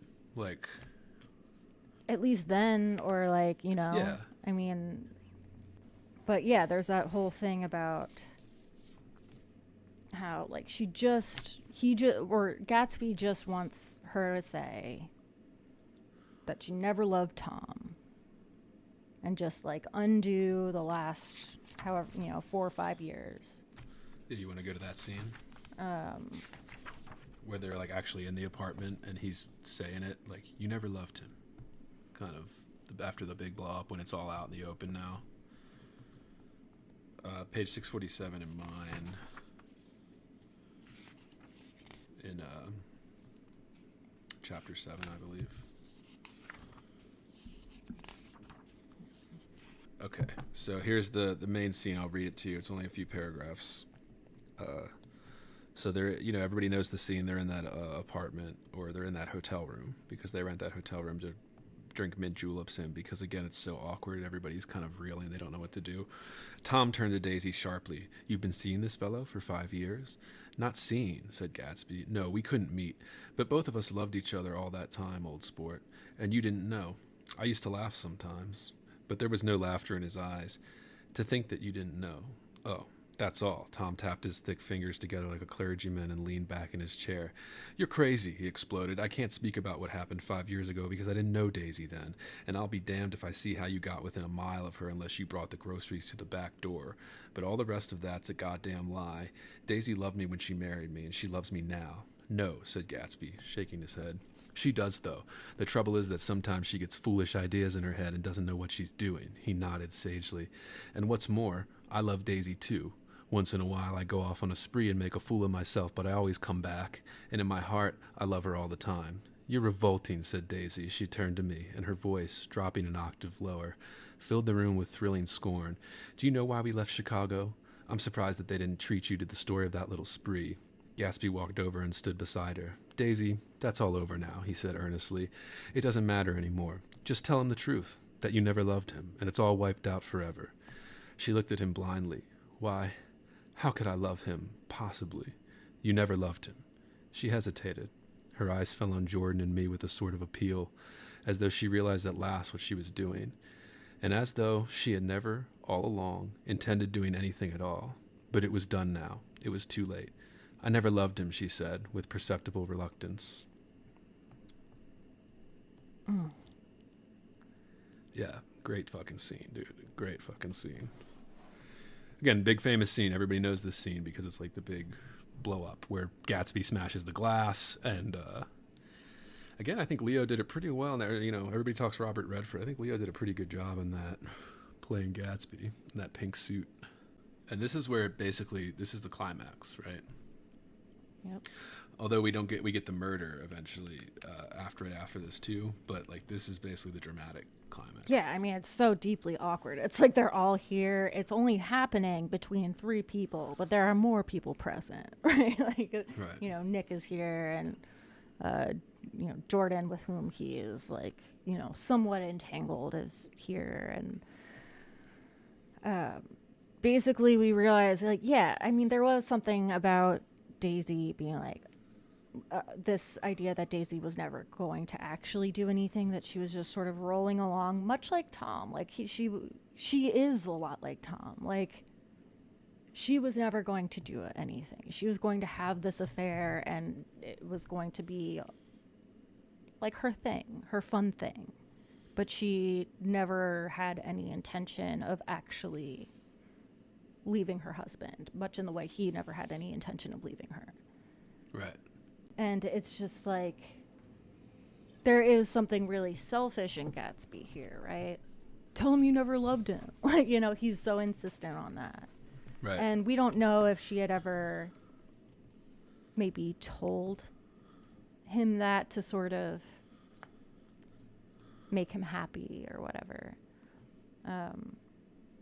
And even later when he tells Nick, I think, like, oh, you don't understand. She didn't know what she was saying.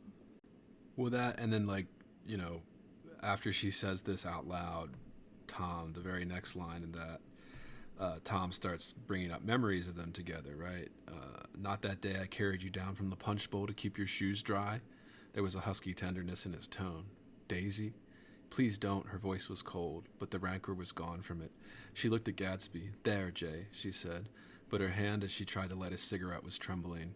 Suddenly she threw the cigarette and the burning match on the carpet. Oh, you want too much, she cried to Gatsby. I love you now. Isn't that enough? I can't help what's past. She began to sob helplessly. I did love him once, but I loved you too. Gatsby's eyes opened and closed.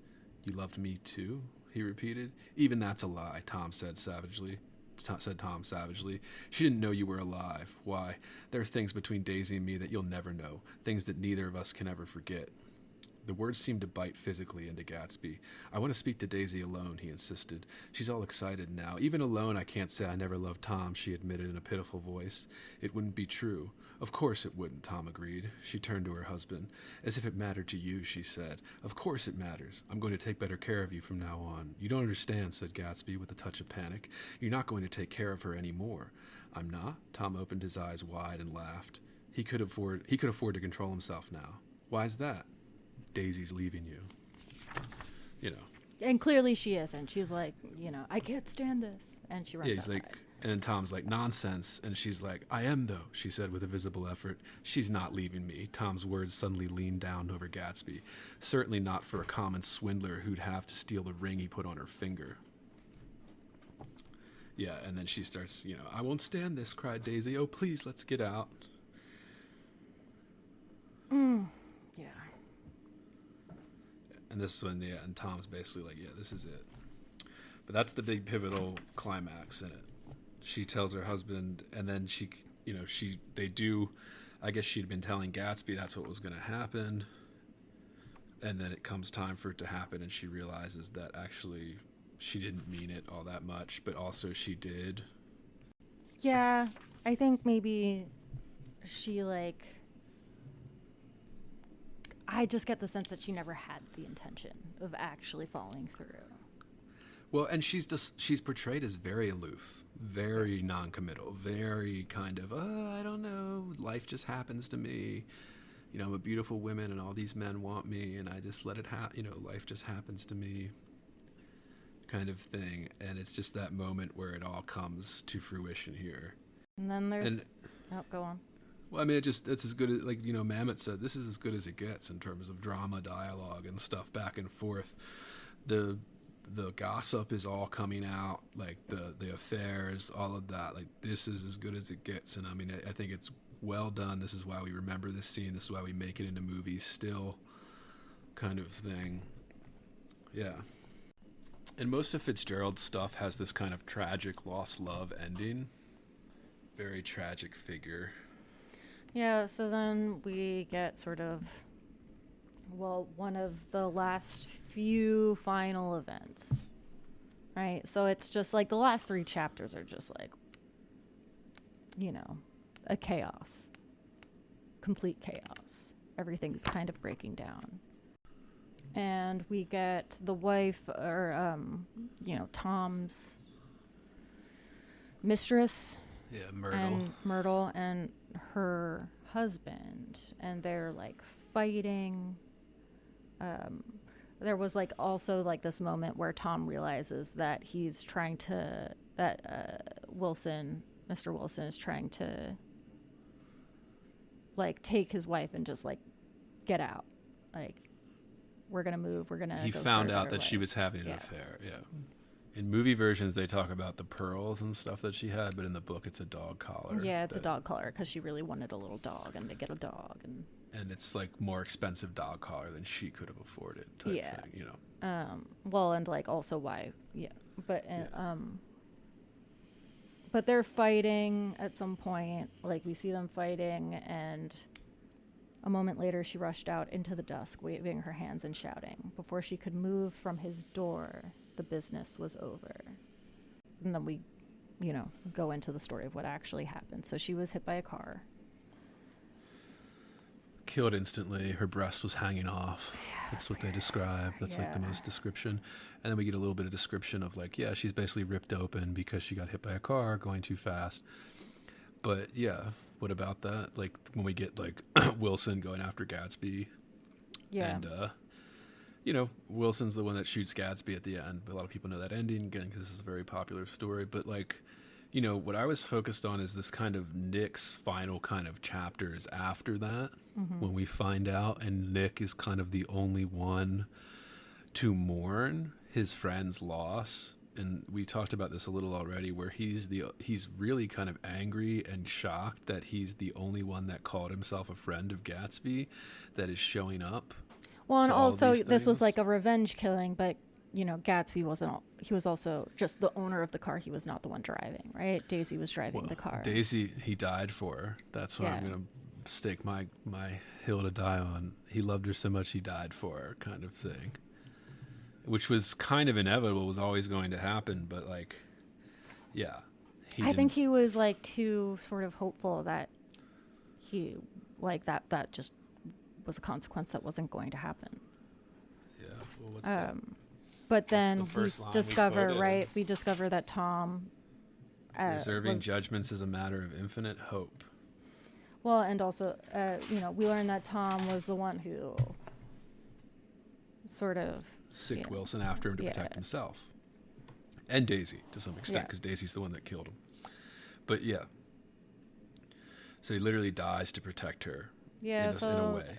And you know, I guess Wilson also like killed himself, maybe. He killed himself after he killed Yeah. Gatsby, yeah. They write that So they're they both found his dead. body in the bushes. And it's like, you know, sort of this grisly scene, and But what do we think of Nick and like his mourning? that's where, aftermath. yeah, I mean, well, one of his last interactions with Gatsby, right? He gives him this one and only compliment that he has ever given, and says like, "You're worth more than all of them. Like all of these motherfuckers, fuck them. Your value is greater." Right. And it's a weird moment because he's like, you know, I didn't really like him, but I don't regret giving him this compliment. And then, of course, because the next thing that happens is Gatsby dies. What I was less sure of is why that compliment does happen Right. when it does. Well, I think because this goes back to me kind of like, as I was reading this, I found myself rooting for Gatsby, even, you know, knowing how it ends kind of thing. And I think Nick is supposed to feel that to some extent too. Is that, yeah, there's things that he learned about him, but even at the same time, like even when he's learning about his lies, Nick has this tendency to defend him. Yeah. And maybe it has to do with the charm. Maybe he was charmed by him. Maybe, but I think it's more so like he affected his life. Like Nick learned something from being a part of this, from being involved in it at all, just for the dumb fact that he rented this house, you know, and got involved in this drama with his cousin. And he said at the end, like, he's not even really talking to his cousin anymore. He didn't really talk to her before Gatsby either, but then this kind of, Well, I think you know, he recognizes that they're kind of gross, but also like understands that the people around Gatsby were kind of gross, that they were sort Right. of, and I think how alone yeah. they were, despite the parties, even Gatsby himself, how alone he was. And you see Nick mostly being alone this whole time, although there's mentions of him hanging out with Jordan, though we don't see it that often. Like, he's living alone, like all these people with this kind of lonely, wealthy lives. And maybe that's why we see this last chapter. Well, it's all of really Nick. kind of sad too, right? Like even with Gatsby, it's just like he keeps talking about this pool, right? Oh, but you know, I haven't gone for a swim all summer. I haven't been in the pool all summer. They're talking about draining the pool. Don't do it yet. I haven't. Like I could still go for a swim. You know, like even these small things. Like he's not even enjoying like this life that he created. Right. But still like believing that he could, you know. But yeah, so Gatsby's dead. He meets Gatsby's father, and you know, that was sort of sweet. And Gatsby's father clearly thought very highly of his son and, you know, thought that he'd be a great man. And then it's just like, yeah, he's just ringing for anybody. He's like calling everybody. He's trying to find Gatsby's friends, his family, just anybody. Well, and I think the father is there to show the juxtaposition between how Nick is feeling about it versus how his father felt, where his father believed the lies still, right? So his father's very proud, carries around this wrinkled picture of Gatsby's mansion in his wallet or whatever, and wants to show everybody that this is his son's house. Look how fine it is. And this is when he's in the house and his son is dead already too, but like he just keeps kind of going about this, and Nick is kind of sitting there being like, well, you know, all that's a lie, right? Like, kind of thing, but doesn't want to tell him. And this kind of, like I said, I was really intrigued by this last chapter of just Nick mourning the death of his friend, because Gatsby, despite all of this, I think he did consider him a friend, right? Like, they talked to one another and shared their experiences and things like that, and Gatsby would invite him things and offer him things, and yeah. So it is supposed to, I guess it's supposed to be conflicting, but I think that's why we see the father at the end there, to juxtapose, like, to be the opposite of Nick in this situation. Meyer Wolfsheim. Yeah. Fixing the 1919 World Series, or 1918 Oh, World yeah. Well, Series. even that, like, what was the line? I think I even wrote that one down. It's like, oh, that's interesting. Yeah, the fixed World Series. But if I had thought of it at all, I would have thought of it as a thing that merely happened. The end of some inevitable chain. It never occurred to me that one man could start to play with the faith of 50 million people with the single-mindedness of a burglar blowing a safe. Yeah, what'd you make of that? And that's in an earlier chapter. That's in chapter 4. I think that shows, I think, one, it's a great scene. It's a great little detail to include in like a novel like this. But also I think it's there to show how naive Nick is, that he's not quite a part of this world. I was wondering if it's like a parallel to Gatsby. If it's like a man playing with the faith of this many people and Sure. sort of this life that he's created. Yeah, I mean, I could buy that. I think that's plausible. I think, yeah, and I think, it's meant to show corruption, but also this kind of Nick is shown to have never even considered this possibility before. That's how kind of out of the loop he is, or how kind of naive or, painfully honest he likes to think of himself as. Well, he's not hanging out with these men, right? Like, he's not hanging out with the men who are, like, doing these kinds of deals. Yeah, I mean, I think that when I read this one passage where Nick is talking about Tom and Daisy, I'm like, okay. Like, I felt validated in my reading of them. I felt like, all right, this was wise. Like, this was well done. Where he says, and for me it's 389. It's like maybe 10 pages from the end. It was all very careless and confused. They were careless people, Tom and Daisy. They smashed up things and creatures and then retreated back into their money or their vast carelessness or whatever it was that kept them together. And and let other people clean up the mess they had made. Right. I mean, that is like how they feel throughout the story. Although, again, Tom still feels like a more real character than Daisy to me. She still feels like this weird manic pixie, like, depiction I of a mean, when woman. you think of like an upper class woman at that time, Yeah. probably was, But because she she wasn't still allowed to do feels much like else. hollow, Yeah. but I also feel like we don't get as much of her as we get of Tom in a real way. Right? Like, we see Tom with his mistress. We don't really see Daisy with Gatsby. I don't ever get a sense that we get a true Daisy anywhere in this novel, right? She is so suppressed to me that she feels kind of hollow. I don't know if that was intended, I don't think she's supposed to be likable. The Golden Girl. Yeah. What they said. Yeah, that's like the end, you know? He goes to the funeral. It's just like 3 of them. 3 of them there. Right, and sort of maybe like a callback to that initial scene of Gatsby. He had come a long way to this blue lawn, and his dream must have seemed so close that he could hardly fail to grasp it. He did not know that it was already behind him, somewhere back in that vast obscurity beyond the city, where the dark fields of the Republic rolled on under the night. Gatsby believed in the green light, the orgastic future that year by year recedes before us. It eluded us then, but that's no matter. Tomorrow we will run faster, stretch out our arms farther. And one fine morning. So we beat on, boats against the current, borne back ceaselessly into the past. And it's like almost like, yeah, but it's also like, it feels very much like an explanation of that earlier scene. Yeah. Any thoughts? Any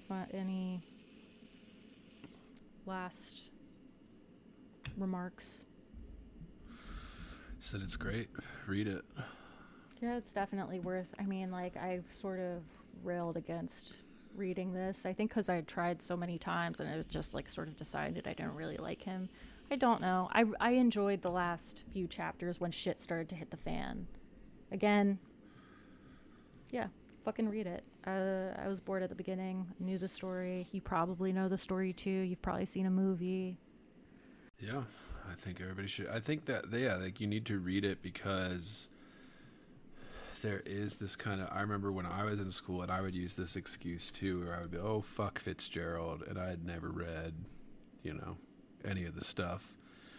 It's just something people pick up. They hear people say and they think it sounds cool because it's like dissing what people hold up as great books. And then, so I would definitely, yeah, buy it. Or, I mean, this one is so out there, so popular. You can find free copies. You can find dollar used copies. You can find anything and just give it a read and decide for yourself. Just don't repeat what somebody told you to say about this book or all that bullshit. But of course we can say it. People are going to keep doing it. But yeah, that's it. That's Gatsby. That's Gatsby. All right. Reminder to listeners, we're still looking for workshop horror stories. If you have a workshop horror story you want to share with us, please send that to heavyboardpodcast@gmail.com. We also have a subscription plan. You can subscribe to this podcast at patreon.com/heavyboard, receive full, uncensored episodes for subscribers only. If you don't want to do that, can't afford it, there are other ways to support us. You can leave us a 5-star review on Apple. That helps us out, helps us grow. Please do that. If you don't want to do that, you can check it out on our YouTube channels where we put all the free episodes up there as well as clips. If you don't have time to listen to the full episode, give us a subscribe, a like, a share on YouTube. That helps us out. And of course, links to all the books and shit that we covered in the description. And this next couple episodes, y'all, this is something we've been wanting to do. You're in for a treat. At least book lovers are, literature lovers, is we're going to do a deep dive into complete works of Emily Dickinson. And that's going to be a lot of fun. So get out your Dickinson collections. And Sophie and I are going to break that up. Get out that dick. Yeah. Pull out your dick and... Pull out your dick. Yeah. Pull out your Dickinson and... start flapping it open. No, like there's like but yeah, so Sophie and I planned to hit this. We didn't want to hit, like, some of you that have this or know what we're talking about, the complete Dickinson. It's like a 1,000-page book, isn't it? Like it's stupid long. It's a massive tome of all her poems, and we wanted to break that up, so we didn't want to squeeze that all into like a 2-hour episode. We're going to break that up into a couple parts. Stay tuned. And this has been Heavy Board. See ya. Suck my dick.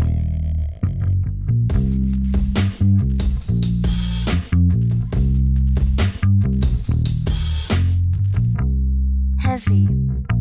Bored. Heavy. I am heavy. Bored.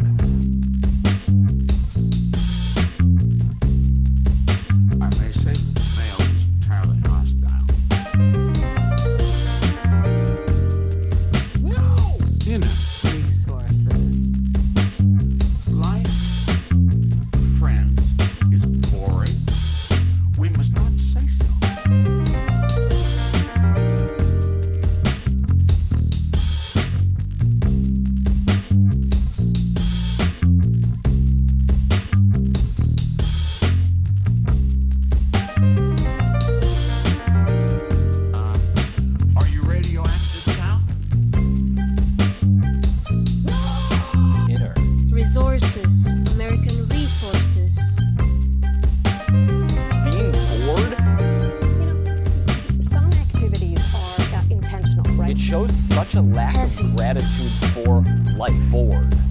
I aspire to boredom, I should say. Bored. Heavy. I am heavy. Bored. Has you the night sweats and the day sweats, pal? Pal, I do.